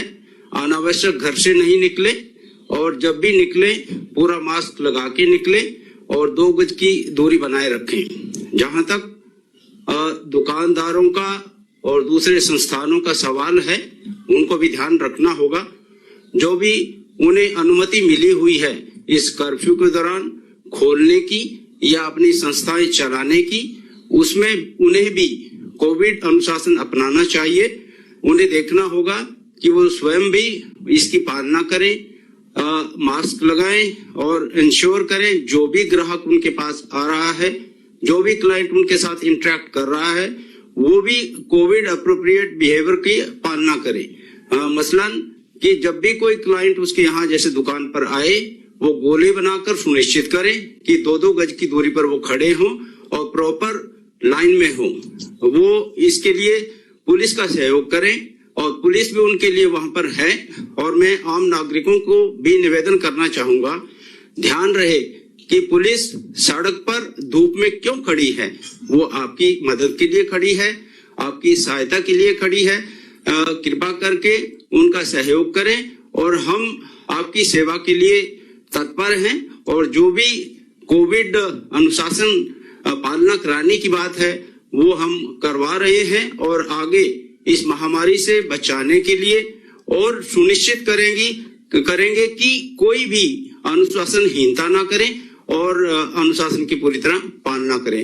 मेरे यही निवेदन है, जो सस्ता रास्ता है अनुशासन का वो अपनाइए और अपने आप को भी सुरक्षित रखें और अपने साथियों को भी सुरक्षित रखें। धन्यवाद। जय हिंद। किसको बोल देता है? बोलूं देता था प्रिंसिपल सेक्रेटरी हमारे स्थानीय सदस्य। सर जैसे आपके निर्देश है सर, समय समय पे आपने इंस्ट्रक्शन दिया, उसके मुताबिक हमारे यूएलबीज म्युनिसिपल अथॉरिटी सर ये कोरोना जागरूकता अभियान चला रहे हैं जगह जगह। ये आपके संदेश भी हम लोग घर घर पहुंचा रहे हैं सर। उसके साथ साथ पेनल्टी अलग से भी कर रहे हैं, जॉइंट इंस्पेक्शन टीम के साथ भी कर रहे हैं सर। मास्क डिस्ट्रीब्यूशन हमने स्टार्ट किया सर, 12 अप्रैल से अब तक 10 लाख के आसपास मास्क बढ़ चुके हैं सर। एक उसके अलावा मेरा कलेक्टर साहिबान से अनुरोध है, हाइपोक्लोराइड जो कंटेनमेंट जोन है वहां पे डिस्ट्रीब्यूशन करने के लिए ऑलरेडी ऑलमोस्ट सभी जगह चालू हो गया। हमने म्युनिसिपल अथॉरिटीज की सबकी परसों वीसी करके इंस्ट्रक्शन दे दिया सर। तो और गोले बनाने का जैसा भी डीजी साहब कह रहे हैं, म्युनिसिपल अथॉरिटी जयपुर और कई जगह उन्होंने चालू भी कर दिया, ऑलरेडी हमने इंस्ट्रक्शन दे दिया सर और रेगुलर इसकी मॉनिटरिंग भी कर रहे हैं। बट मेन है सर पुलिस, म्युनिसिपैलिटी, प्रशासन सबको जॉइंटली इकट्ठा होके पब्लिक को समझाइश करके रेगुलर इसको कंटिन्यूस लास्ट टाइम अपने किया था सर, अभी भी वापस स्टार्ट किया और कुछ सफलता भी मिल रही है सर। बट इसको सतत और कंटिन्यूस रिगरसली करते रहने का मेरा सभी जिला प्रशासन आमजन से अनुरोध है कि उनके भले के लिए सरकार ये कोविड अप्रोप्रिएट बिहेवियर की बात कर रही है। काफी पिछले सितंबर अक्टूबर में भी लगभग 1 करोड़ 80 लाख से ज्यादा मास्क बांटे गए थे और अभी भी लगभग 10 लाख 12 अप्रैल के बाद बांटे गए। मेन है आपके खुद के परिवार के भले के लिए अनावश्यक बाहर नहीं आए, अनावश्यक अपने घर से बाहर नहीं निकले और कोविड अप्रोप्रिएट बिहेवियर की पूर्णतः पालना करें, जैसे स्पेशलिस्ट ने कहा है और आदरणीय मुख्यमंत्री जी बार बार कहते रहते हैं। Thank you sir.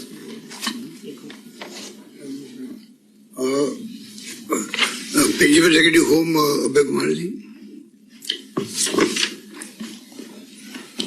सर आज की तारीख में जो एक्टिव केसेस हैं उसके अनुसार करीब 1650 माइक्रो कंटेनमेंट जोन राजस्थान में बने हुए हैं। माइक्रो कंटेनमेंट जोन वहां है जहां बलियां लगाई गई हैं, लोगों का आवागमन बिल्कुल पूरी तरह से रोक दिया गया है।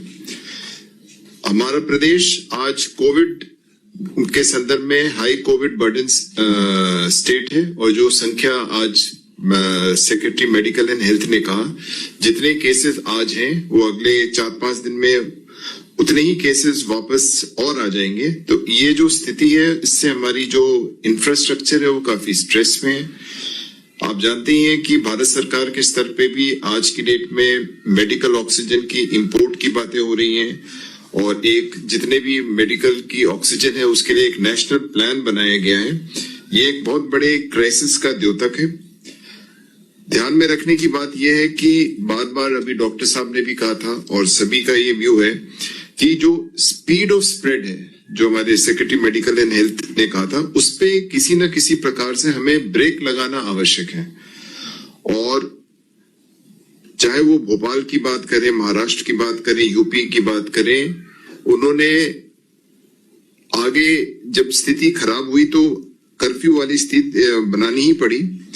और निर्णय अपने को ये लेना है कि कितना पहले और कितना सही समय पे ये निर्णय लिया जा सके। डीजी साहब ने बहुत सही बात कही कि अपने को कोविड डिसिप्लिन फॉलो करना पड़ेगा, जिसमें आप सभी को सहयोग की आवश्यकता है। डिसिप्लिन में 2-3 चीजें बहुत आवश्यक है।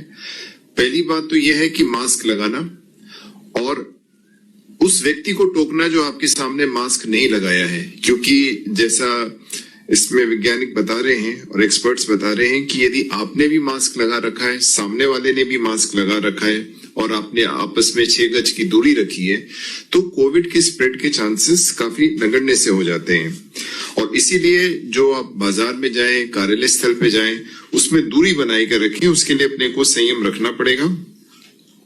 इन परिस्थितियों में जो आज की बात एक और आपके समझने के लिए है कि दूरी क्यों बनाना आवश्यक है, ब्रेक लगाना क्यों आवश्यक है। तो जितने भी लैब्स हैं जिनमें ये टेस्टिंग होती है RT-PCR से, अब बहुत कम ही ऐसे लैब बने हैं जिसमें राजस्थान में जो पॉजिटिविटी रेट है वो 30% से कम रह गया हो। आज की डेट का एवरेज तो हम बात करते ही हैं, और ये ऐसा संकेत है कि बेसिकली कम्युनिटी को, जैसा डॉक्टर साहब कह रहे थे, कहीं ना कहीं रुकना पड़ेगा।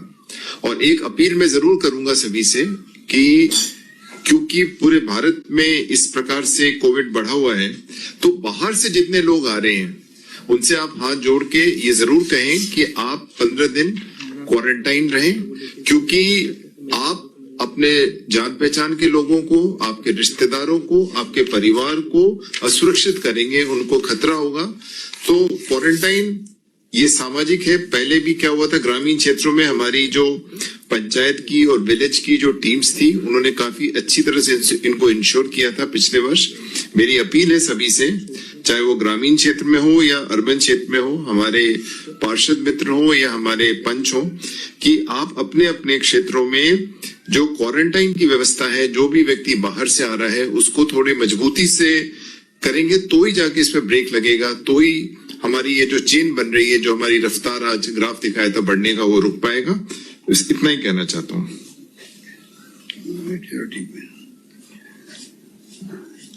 पहले स्वास्थ्य राज्य मंत्री सुभाष गर्ग जी अपनी बात कहें।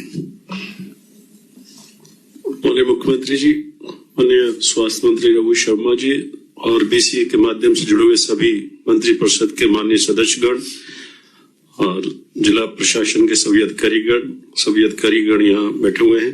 मैं तो 2-3 चीजें कहना चाहूंगा सर। दिन भर आपने बहुत 3-3.5 घंटे कैबिनेट और मंत्री परिषद में भी चर्चा की है, और जिस तरह से स्थिति मेडिकल एक्सपर्ट्स के द्वारा और जिला प्रशासन से जो रिपोर्ट्स आ रही हैं, उसके मुताबिक मैं तो बिल्कुल इस बात के पक्ष में हूं, जो अभी आपने ये जो मंडे मॉर्निंग तक का जो कर्फ्यू जो लगाया है, इसी पैटर्न पर हम चलें और इसको टोटली 14 दिन तक, 15 दिन तक ही मान लें कि इसको सख्ती से लागू करें।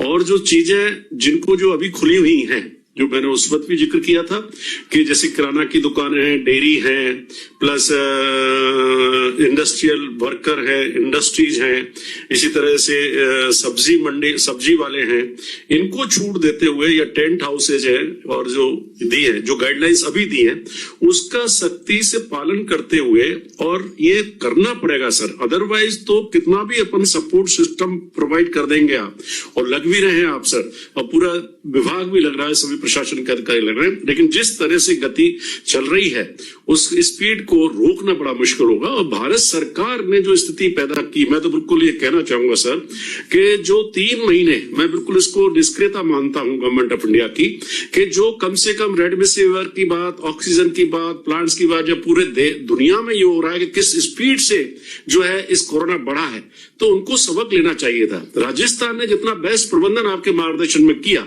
और वो हमारे प्रबंधन पर एक क्वेश्चन मार्क ये लग जाएगा इन सब के बावजूद भी, लेकिन भारत सरकार ने जो इंटरवीन किया है और ऑक्सीजन का प्लानिंग, नेशनल प्लानिंग किया है, उसकी वजह से हमें अपने प्लांट से भी ऑक्सीजन नहीं मिल पा रही है। और इसी तरह से गुजरात में उन सिप्ला कंपनी के द्वारा, उन कंपनियों के द्वारा दवाइयों का निर्यात, मतलब राजस्थान को भेजना, वो भी बंद कर दिया गया है। तो ऐसी परिस्थितियां जो पैदा हो गई हैं, तो मैं तो प्रदेश की जनता से अपील करता हूं कि पहले जान है तो जहान है, जिंदगी बचाना हमारे सबके लिए इंपॉर्टेंट है।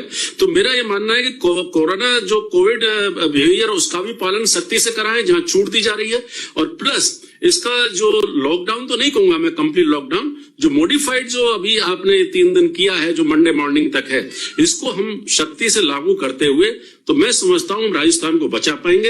अदरवाइज ये स्थिति हो जाएगी कि स्थिति बिगड़ने के बाद आप लॉकडाउन करेंगे तो ना इधर के रहेंगे ना उधर के रहेंगे। और आपने जिस तरह से पहले भी इनिशिएट लेकर के, और मैं इसके लिए आपको बधाई भी देना चाहूंगा, आपने हमेशा इनिशिएट किया है, पहल की है नए मॉडल में, और दूसरे राज्य अब आ रहे हैं, ऑलरेडी आप कर चुके हैं। तो मैं समझता हूं वो जो आपका प्रबंधन है उसी मॉडल पर हमको चलना चाहिए। और इसको इस 14 दिन का जो डॉक्टर्स भी कह रहे हैं, ये सब देख चुके हैं ऑक्सीजन की क्या स्थिति हो रही है। आज ही 10,000 से अधिक केसेस आना, पूरा हमारा मेडिकल इंफ्रास्ट्रक्चर बिल्कुल ध्वस्त हो जाएगा, कितना भी हम कर लेंगे। तो मैं तो ये कहना चाहूंगा इस पर हमें शक्ति के साथ इस बात को सोचना चाहिए, और प्रदेश की जनता आपके साथ है। जिस तरह से मैं कमेंट्स देख रहा हूं सर, वो ये कह रहे हैं, ज्यादातर मैं आपके इस लाइव को भी देख रहा था, इसमें से जो कमेंट्स आ रहे हैं कि उनकी भी राय यही है कि भाई सख्ती जरूरी है, और वो इसको कई लोग तो लॉकडाउन की बात भी कर रहे हैं। अब बात रही केवल लेबर की, माइग्रेंट जो लेबर है, लेबर इधर सुधर ना जाए, तो आपने पहले ही निर्देश दे दिए हैं इंदिरा रसोई के, और वो सारी चीजें की हैं, उसको अगर हम कर लेंगे और लेबर का माइग्रेशन रोक देंगे तो जनता, प्रदेश की जनता आपको साधुवाद देगी, बधाई देगी sir. Thank you sir. Chief secretary साहब आर्य जी।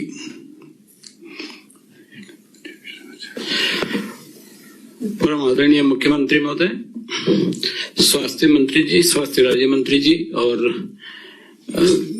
वेब लिंक से जुड़े हुए सभी आदरणीय मंत्रीगण, अधिकारी साथियों एवं चिकित्सकगण और राज्य की समस्त जनता के भाई बहनों जो कि वेब लिंक से हजारों लाखों की संख्या में जुड़े हैं।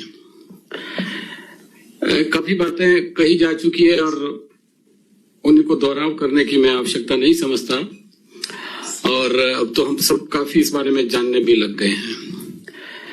लेकिन फिर भी 2-4 बातें जो मैं आपसे निवेदन करना चाहूंगा, और इस माध्यम से राजस्थान के उन सभी नागरिक बंधुओं को जो कि इससे जुड़े हुए हैं, सारी बातें समझने के बाद जो 2-4 बातें जो इस बार नहीं हुई है वो हमको समझनी चाहिए।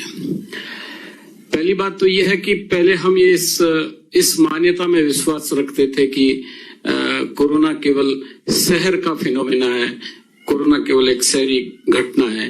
तो इस बार के आंकड़े, और अभी जब सिद्धार्थ महाजन जी अपना प्रेजेंटेशन आपके समक्ष कर रहे थे तो उन्होंने उसमें ये आंकड़ा बताया था कि 70% भले ही शहरी हो, लेकिन 30% के आसपास जो आ रहे हैं रोगी वो ग्रामीण क्षेत्र के हैं। जिसका मतलब 30% से भी ज्यादा लगभग ये गांवों में फैल चुका है, और जिस गति से ये फैल रहा है। दूसरी बात ये कि ये पिछले वाले जो वायरस की जो गति थी, जो होम सेक्रेटरी साहब बता रहे थे, स्पीड ऑफ स्प्रेड, तो वो जो स्पीड ऑफ स्प्रेड है वो इस बार बहुत ही मल्टीप्लायर टाइप लग रही है। तो इसलिए जो 30% भी अगर है तो आप सोच सकते हैं कि वो कितना तेजी से बढ़ेगा। 1 अप्रैल को हम कहाँ थे और आज 17 दिन बाद हम कहाँ आ गए। 300-350 की संख्या को अब हम 10,000 के पास बता रहे हैं, तो आप समझ सकते हैं कि ये बहुत तेजी से बढ़ा। इसलिए इस बात को तो हमें स्वीकार कर लेना चाहिए कि अब गांव में भी है और ये शहर में भी है। दूसरी एक बात जो काफी समय से हम ये सोच रहे थे, और पिछली बार तो लगभग हम मान्यता मान ही रहे थे कि ये बच्चों में नहीं होता, ये युवाओं में नहीं होता, ये 60+ या जो कोमॉर्बिडिटी के कुछ जवान लोग उनमें भी हो सकता है, लेकिन मूलतः ये युवाओं में नहीं होता था।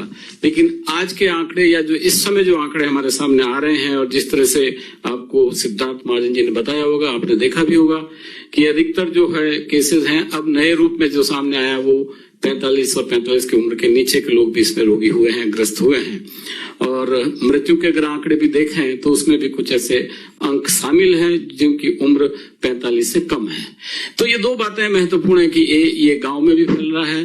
तो आप सभी पूरे राजस्थान के नागरिक बंधु सुन रहे हैं, हमें आगाह होने की जरूरत है। ये कहकर हम इसको आलस्य में नहीं रखें कि ये गांव में नहीं फैलेगा, ये गांव में भी फैलता है और फैल गया है।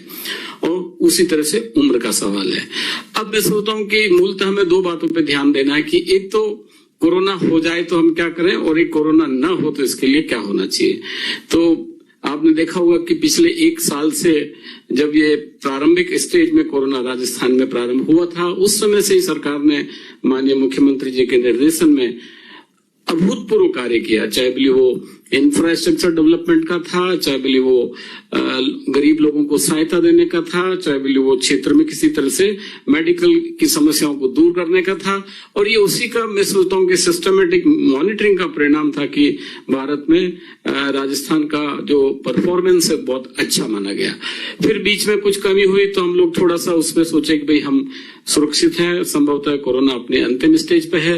लेकिन अधिकतर महामारियों का इतिहास यही रहा है कि पहले आती है दौर, फिर दूसरा दौर आता है, फिर कुछ लोग तीसरे और चौथे दौर की भी बात करते हैं। लेकिन इन सभी दौरों में जो अनुभव है दुनिया का वो यही कहता है कि दूसरा दौर सबसे गंभीर होता है। और ये दूसरा दौर ही इस समय आया है हमारे सामने, और इसलिए अब हमको उससे भी ज्यादा मुस्तैदी से, उससे भी ज्यादा सावधानी से, उससे भी ज्यादा होशियारी से इसको सामना करने की जरूरत है। तो चूंकि गत वर्ष पूरा साल भर हम मेडिकल इंफ्रास्ट्रक्चर बनाने में लगे रहे और सरकार ने बड़ा अच्छा कार्य किया, MLA लेड का पैसा भी इसमें आया, मुख्यमंत्री जी ने नई नई सैंक्शंस दी, सारे कलेक्टर्स ने और सारे मेडिकल स्टाफ के डॉक्टर्स ने रघु शर्मा जी के नेतृत्व में काम किया, जिसका ये कारण था कि आज की तारीख में हम अभी तक इस समस्या को मेडिकल इंफ्रास्ट्रक्चर के रूप में कवर करने में सक्षम हैं। लेकिन उसकी भी एक सीमा होती है। तो हो सकता है कि अब जो प्रेशर पड़ रहा है उस प्रेशर में थोड़ा सा चुनौती हमारे सामने आएगी, लेकिन उस चुनौती का भी हम मुकाबला करेंगे। और जो दूसरी बात है जो बार बार कही जाती है कि कोरोना हो ही नहीं, कोरोना को कैसे व्यवहार से रोकें, तो आजकल डॉक्टर्स भी यही सलाह देते हैं। जो डॉक्टर्स पहले केवल टेक्निकल सलाह देते थे, आजकल सोशल सलाह दे रहे हैं कि आप इसको व्यवहार से रोको, आप इसको फील्ड में जाके रोको, महामारियां ऐसे रोकी जाती है। तो मैं सभी आप सबसे ये भी निवेदन करूंगा, सभी राजस्थान की जनता से भी, कि जो एक शब्द नया वो हुआ है कि कोरोना एप्रोप्रिएट बिहेवियर, हमारा व्यवहार कोरोना के अनुकूल या कोरोना के उपयुक्त होना चाहिए। ऐसे व्यवहार की 4-5 बातें जो जगह जगह आप देखते हैं, अखबारों में बताई जाती है, आप सभी जानते हैं। तो उन सारी चीजों को आपको पालना करनी है। और उन सब में जो आजकल की तारीख में कहा जा रहा है कि मास्क सर्वोपरि है, ये कहते हैं कि दवाई से भी ज्यादा अब मास्क उपयोगी हो गया है। तो इसलिए आप सभी साथियों से मेरा ये निवेदन रहेगा, जो कि राजस्थान की ग्रामीण जनता या शहरी जनता है, कि हम कोरोना एप्रोप्रिएट बिहेवियर का ध्यान रखें।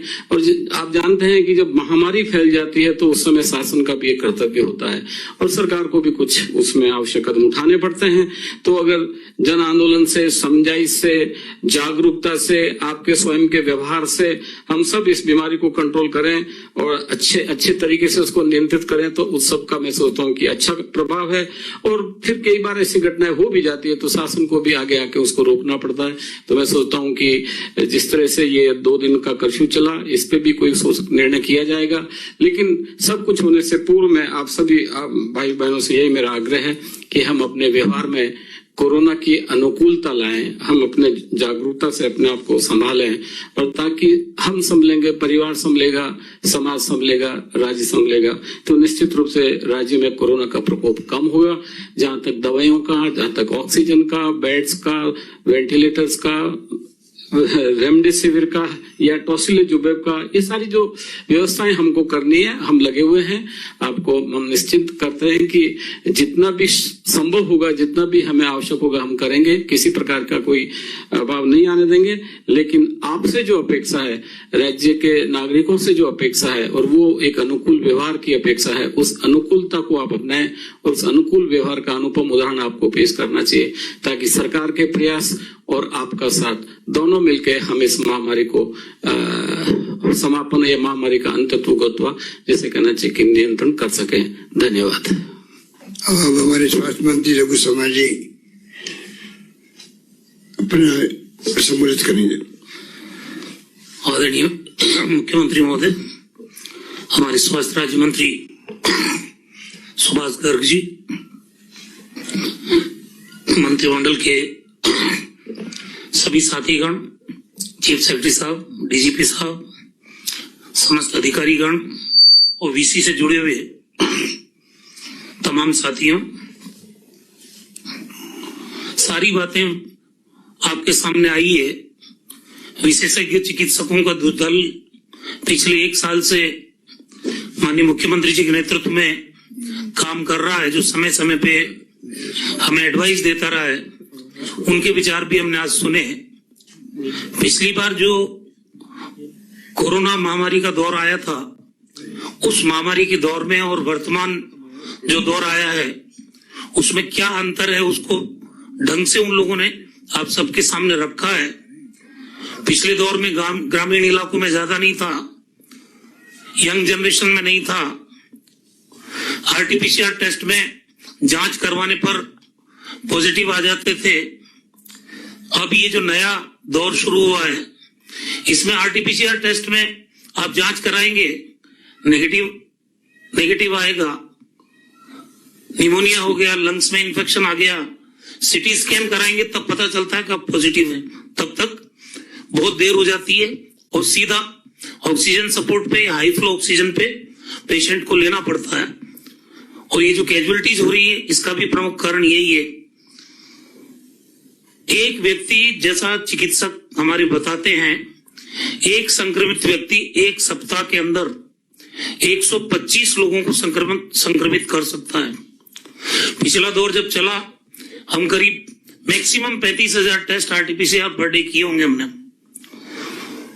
और इस बार हम 67,000 आरटीपीसीआर टेस्ट पर डे कर रहे हैं। हमने कैपेसिटी जो 70,000 की बढ़ाई थी, उसको भी अब 1 लाख तक ले जाने का जो मुख्यमंत्री जी का डायरेक्शन था, उसको 10-15 दिन में अचीव कर लेंगे हम। इंफ्रास्ट्रक्चर की कमी नहीं है, हमारे पास टेस्टिंग कैपेसिटी की पूरी पर्याप्त मात्रा में सुविधा है। लेकिन जिस पैमाने पर यह संक्रमण फैल रहा है, संख्या बढ़ रही है, कल 9,000, आज 10,500। अगर हमने गंभीरता नहीं दिखाई, क्योंकि दूसरे राज्यों की जो खबरें आ रही है, लाशों के ढेर लगे हुए हैं वहां पे, जिस ढंग की भयावह तस्वीरें पूरे कंट्री में आई है, देश के अंदर भी आज पिछले साल के मुकाबले 2.5 गुना ज्यादा पॉजिटिव केसेस हैं। और हम तो फिर भी सबसे कम है हमारे यहाँ संक्रमित व्यक्तियों की संख्या। लेकिन चाहे मध्य प्रदेश हो, आपका गुजरात हो, महाराष्ट्र में तो भयावह है, दिल्ली हो, छत्तीसगढ़ हो, मध्य प्रदेश हो, पंजाब हो, सब जगह बहुत बुरी हालात में आज ये महामारी का दौर चला आया है। अब रेमडेसिविर को लेके कई मैसेज मेरे पास आते हैं। आज भी हमने 3 कंपनियां जो हमको सप्लाई करती है, जिनके साथ हमने रेट कॉन्ट्रैक्ट किया है, उनसे हमने बात की है कि आप हमको जल्दी से जल्दी ये सप्लाई कीजिए। लेकिन जैसा पहले कहा गया कि दवा के ऊपर भी, ऑक्सीजन की अवेलेबिलिटी के ऊपर भी और वैक्सीन के ऊपर भी भारत सरकार का नियंत्रण है। वो लोग इसको राज्य की आवश्यकता के हिसाब से देने की बात करके, और उन्होंने अपने नियंत्रण में लिया है। वैक्सीनेशन की जहां तक बात थी, राजस्थान ने शानदार परफॉर्म किया। 1 करोड़ से ज्यादा लोगों को वैक्सीनेट हम कर चुके थे। हमारी साइट्स या हमारी स्टोरेज कैपेसिटी और जिस ढंग से हमने कोल्ड चेन पॉइंट बनाए पूरे स्टेट में, 5,80,000 लोगों को हम एक दिन में वैक्सीनेट कर रहे थे। लेकिन पर्याप्त मात्रा में वैक्सीन नहीं मिल रही है। जब भारत सरकार को हम कहते हैं तो कहते हैं पॉलिटिक्स हो रही है, वहां से उल्टे बयान आ रहे हैं।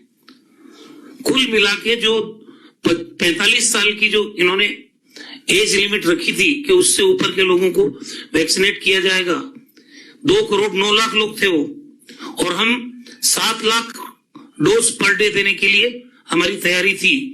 अगर पर्याप्त मात्रा में वैक्सीन आती रहती तो अब 45 साल के ऊपर के लोगों को, अधिकांश लोगों को अब तक हम वैक्सीनेट कर चुके होते। मुख्यमंत्री जी ने चिट्ठी लिखी प्रधानमंत्री जी को, मैंने केंद्रीय चिकित्सा मंत्री जी को चिट्ठी लिखी कि भाई आप एज का बार हटा दीजिए, क्योंकि आज यंग जनरेशन भी पॉजिटिव हो रही है, उनकी भी कैजुअलिटीज हो रही है ऐसी परिस्थिति में। लेकिन सबसे बड़ी चीज है कि पहले कम संख्या थी, डर ज्यादा था, सावधानी ज्यादा थी। जो डायरेक्शन राज्य सरकार के द्वारा दिए जाते थे, आम आदमी उसको बहुत गंभीरता से उसकी पालना करता था। अब संक्रमण बढ़ गया, कैजुअलिटीज बढ़ रही है, पॉजिटिव केसेस की संख्या बढ़ी हुई है, खतरा बढ़ा है, लेकिन लोगों में डर नहीं है। ये बहुत बड़ी चिंता की बात है उन सब लोगों के लिए कि आम आदमी कोविड एप्रोप्रिएट बिहेवियर का पालना नहीं कर रहा है, मास्क नहीं लगा रहा है, बार बार हाथ को सैनिटाइज नहीं कर रहे, 2 गज की दूरी बना के नहीं रख रहे। सरकार के स्तर पे तो अब आरटीपीसीआर टेस्ट है पूरे कंट्री में, पहले 500 रुपए किया मुख्यमंत्री जी ने, कल इसकी रेट घटा के 350 रुपए की है। पूरे कंट्री में इससे कम रेट कहीं नहीं है। जहां तक सिटी स्कैन की बात है, जो नॉन एनएबीएल एक्रेडिटेड जो लेबोरेटरीज है या जो सिटी स्कैन की सुविधा वाली जगह है, उनकी रेट फिक्स कर रखी है। एनएबीएल एक्रेडिटेड जो है उनकी रेट फिक्स कर रखी है जो सबसे कम है। और अभी जो बहुत बड़ी स्कीम मुख्यमंत्री चिरंजीवी योजना जो मुख्यमंत्री जी लेके आए, उसके रजिस्ट्रेशन का काम भी 30 अप्रैल तक अभी चल रहा है। 1 मई से 5 लाख तक का हेल्थ कवरेज मिलेगा सबको।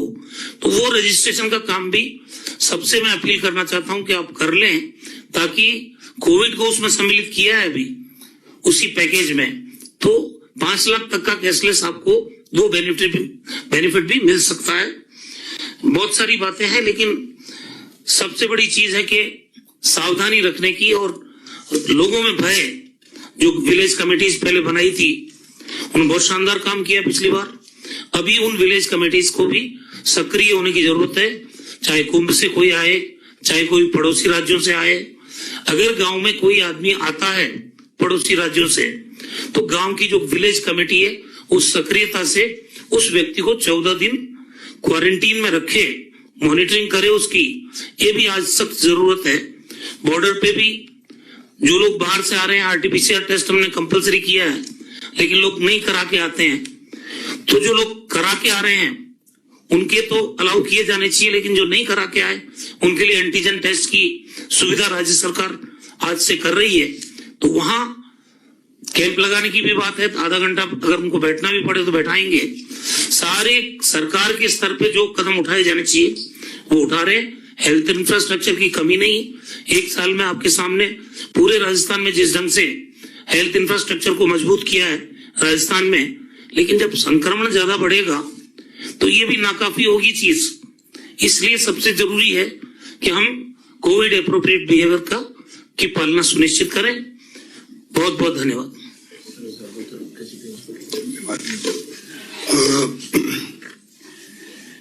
धन्यवाद रघु जी।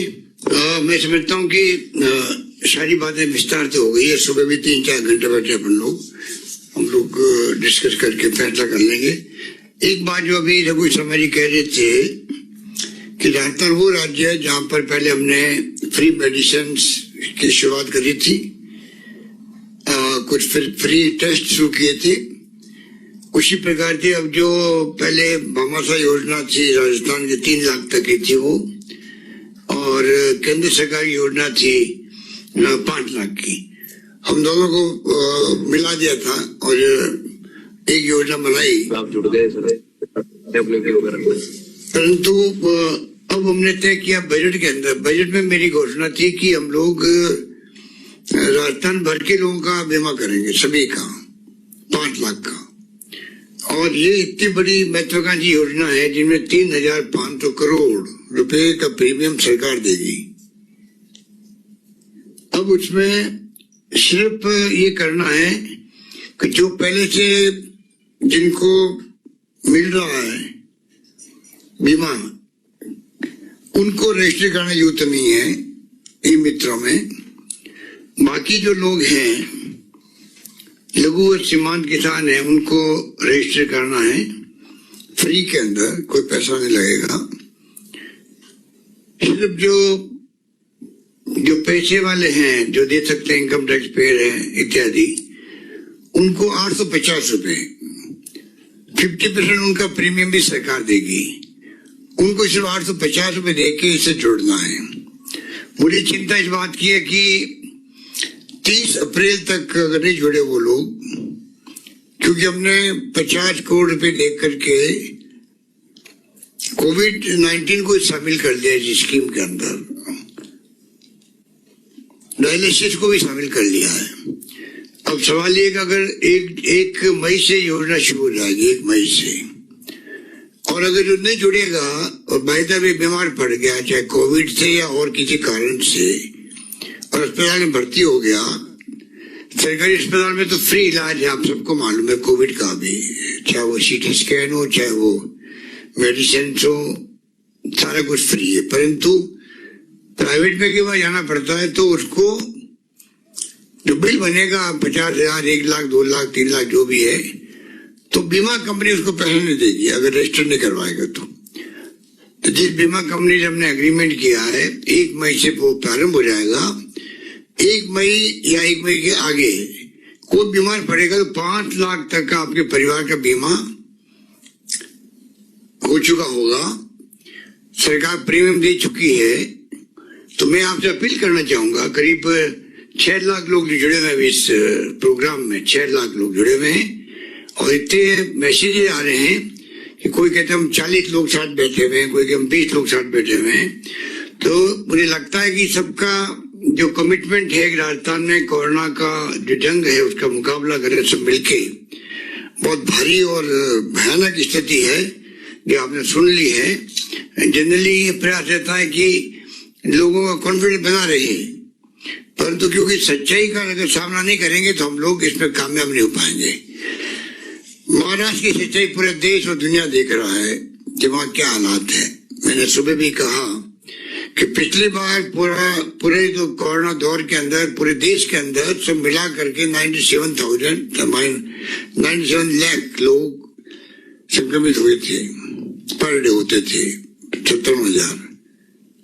अब खाली महाराष्ट्र के अंदर 67,000 प्रतिदिन आ रहे हैं, लगभग 70,000 आ रहे हैं। पूरे देश में करीब 2 लाख के आसपास लग जाता होगा, उससे भी भयावहता आप समझ सकते हैं।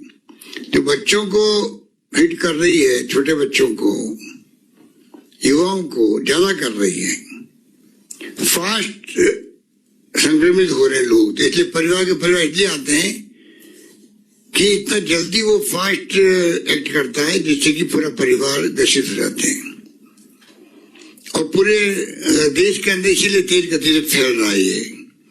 मृत्यु दर आप देख लिए कितने आंकड़े बताते हैं, कहाँ तो पूरे मार्च के अंदर 30 लोग थे और कहाँ प्रतिदिन 35 लोग आ रहे हैं। तो आप सोच सकते हैं कि स्थिति बड़ी गंभीर बनी हुई है। हमें सोचना पड़ेगा कि पब्लिक को इस प्रकार से मैसेज देवे हम लोगों को भी कि वो टोटली पालन करे, जो सरकार की घोषणा उसका पालन करे। पहले शुरू किया हमें सब तरह से, कोई भूखा नहीं सोए, मैं बार बार कहता हूँ, तो वास्तव में कोई भूखा नहीं सो पाए। सबको सरकार ने, एमएलए ने, पब्लिक ने बहुत साथ दिया। अब भी मैं समझता हूँ कि उसी प्रकार जरूरत पड़ने पर लोग आगे आएंगे, पूरा साथ देंगे। सवाल इस बात का है कि अगर बाहर आना पड़े तो बिना मास्क बाहर नहीं आवे। हमें उसकी जो है पेनल्टी बढ़ानी पड़ेगी, तो बढ़ाएंगे, क्योंकि हम चाहते हैं कि एक भी व्यक्ति, जैसा भी डॉक्टर भंडारी कह रहे थे, 10,000 रुपए लेते हैं सिंगापुर के अंदर, चाहे सिंगापुर हो, चाहे इजराइल हो, चाहे इंग्लैंड हो। समाप्त वही हुआ है, कंट्रोल में वही आया जहां पर स्ट्रिक्ट एक्शन किए गए हैं, और पब्लिक इंटरेस्ट में हमें करने पड़ेंगे, और पब्लिक को साथ देना पड़ेगा। पब्लिक को आगे आना चाहिए, वो खुद मांग करे, जैसी स्थिति हो। हम चाहेंगे कि पब्लिक को असुविधाएं नहीं हो, हम चाहेंगे कि उनको पेनल्टी नहीं लगे, हम चाहेंगे कि रोजगार पे असर नहीं पड़े, मजदूरों का माइग्रेशन नहीं हो, फैक्ट्रियों का काम चलते जाए, सब चाहेंगे। तो किस रूप में कर पाएंगे वो देखने की बात है, क्योंकि हम भी नहीं चाहते कि लोगों को तकलीफ हो। कि लोग कहते कोरोना ज्यादा तो हमें लॉकडाउन मार देता है, तो कहावत हो सकती है, परंतु मरना ही होता है। जिसके घर में मृत्यु होती है वो जानता क्या स्थिति बनती है, और संख्या बहुत बढ़ रही है, बहुत ज्यादा बढ़ रही है। इसलिए कृपा करके मैं समझता हूँ कि हमने निरोगी राजस्थान का नारा दिया था 19 के अंदर, और कोरोना आ गया तो हमारी तैयारी काम आ गई उसके अंदर। अब मैं आपसे अंत में ही अपील करना चाहूंगा कि इस मुख्यमंत्री चिरंजीव योजना जिसका विज्ञापन आपने देखा होगा, कल भी आया था, कृपा करके आप लोग जो सुन रहे हैं वो सब लोग मिलकर के आप अगर उन लोगों का जो कि गांव के लोग हैं या समझ नहीं पा रहे हैं, उनकी जानकारी में नहीं कि स्कीम किस तरह है, तो कृपा करके आपको मैं आह्वान करना चाहूंगा कि आप इस योजना को लोगों को बताएं कि योजना किस तरह की है और किस तरह की इसको कैसे इसको रजिस्ट्रेशन करवाना है। और सिर्फ फ्री के अंदर रजिस्ट्रेशन कराने मात्र से अगर 5 लाख तक का बीमा मिल जाता है, इससे ज्यादा बड़ी उपलब्धि क्या हो सकती है। पूरे देश के अंदर एकमात्र राजस्थान राज्य जिसने इतना बड़ा बेड़ा उठाया है। तो मैं उम्मीद करता हूं कि आप लोग कोई कमी नहीं रखें। जो मुझे सुन रहे हैं उन सबसे मैं पब्लिक में करीब 7,99,791 लोग बढ़ते जा रहे हैं, लगभग 8 लाख तो ये हो गए। ये जो सुन रहे हैं अभी सबको, हम सबको सुन रहे हैं, मैं उम्मीद करता हूं कि वो सब मिलके अगर कुछ समाज सेवा करेंगे और रजिस्ट्रेशन करवाएंगे गरीबों का भी और सब लोगों का भी जिनको जरूरत है, और जो पैसा भी देने वाले हैं खाली 850 रुपए मामूली रकम है, तो उनको 5 लाख तक का उनके परिवार का बीमा हो जाएगा। 30 तक करना है, वरना फिर 3 महीने का गैप करना पड़ेगा। पर उसके बीच में कोई बीमार पड़ गया तो आप सोच सकते हैं कि उनको पैसा जेब से देना पड़ेगा, बीमा कंपनी देगी नहीं। इस स्कीम को आप अपनी स्कीम बनाएं, इसमें भागीदार बने। यही बात कहता हूं, मैं आप सबका शुक्रिया अदा करता हूं जिन्होंने आज के इस विषय को सुनने के मतलब ही ये सुनने वाले जो हमारे साथी बैठे प्रदेशवासी, वो कुछ चिंतित है राजस्थान को लेके, प्रदेश को लेके, प्रदेशवासियों को लेके, कोरोना को लेके, और कोरोना की जो घातक स्थिति बन गई है इसकी सेकेंड वेव की, इससे हम सब परिचित हो चुके हैं। पूरा टीवी रेडियो जो बता रहे हालात देश के अंदर, किस प्रकार शमशान घाटों की स्थिति हो गई है, शमशानों की स्थिति हो गई है, किस प्रकार अस्पताल भरे पड़े हैं, किस प्रकार अस्पताल के बाहर एम्बुलेंसेज के अंदर इलाज चल रहे हैं, किस प्रकार कितना ही बड़ा तैयारी कर लो जो हमने की है साल भर के अंदर, पर संख्या बढ़ जाएगी तो काम नहीं आएगी। अगर तैयारी है पूरी परंतु संख्या बढ़ती जाएगी तो वो तैयारी क्या काम आएगी। ऑक्सीजन अगर इतनी संख्या बढ़ गई कि ऑक्सीजन सप्लाई भी नहीं कर पाएगी भारत सरकार भी, तो हम क्या कर पाएंगे। वैक्सीन की सप्लाई बंद कर दी बीच में तो तकलीफ आ गई हम लोगों को। तो कहने का मतलब है कि तैयारी जो अभी डॉक्टर अजय बाबू कह रहे थे कि जंग जो है अस्पताल में इलाज के माध्यम से लड़ी जाती है, वो तो एक सीमा तक है। असली लड़ाई होगी आपको मास्क लगाने वाली है। मास्क लगाना वर्ल्ड पूरी दुनिया के अंदर मास्क लगाने को ही महत्व दिया गया है। आप देखा होगा दुनिया का एक मुल्क ऐसा नहीं जो दूसरी बात कह रहा, मास्क लगाओ, डिस्टेंसिंग रखो और साथ में हाथ धोते रहो। तो प्लीज आप लोग मैं रिक्वेस्ट करूंगा कि मास्क के बगैर कोई बाहर नहीं आवे पब्लिक में, और ध्यान रखें। और जो डॉक्टर साहब ने जो बातें कही आपको, हमारे डॉक्टर साथी के और बैठे हुए थे पर अभी वक्त नहीं था इसलिए आज हम उनको सुन नहीं पाए। हमेशा वो लोग पूरी तरह लगे हुए 13 महीने से, doctor Ashok Agarwal, doctor Ajit Singh ji, doctor Raman Sharma, doctor Vishal Gupta, doctor PR Gupta ji, doctor PD Meena ji, रोज आते हैं डॉक्टर लोग, अपनी बात कहते हैं, हम सबकी सलाह से फैसला करते हैं और इसी रूप में फैसला करते आए, आगे भी आप सबकी सलाह से फैसला करेंगे। ये बात कहता मैं अपनी बात समाप्त करता हूँ। धन्यवाद, जय हिंद, धन्यवाद।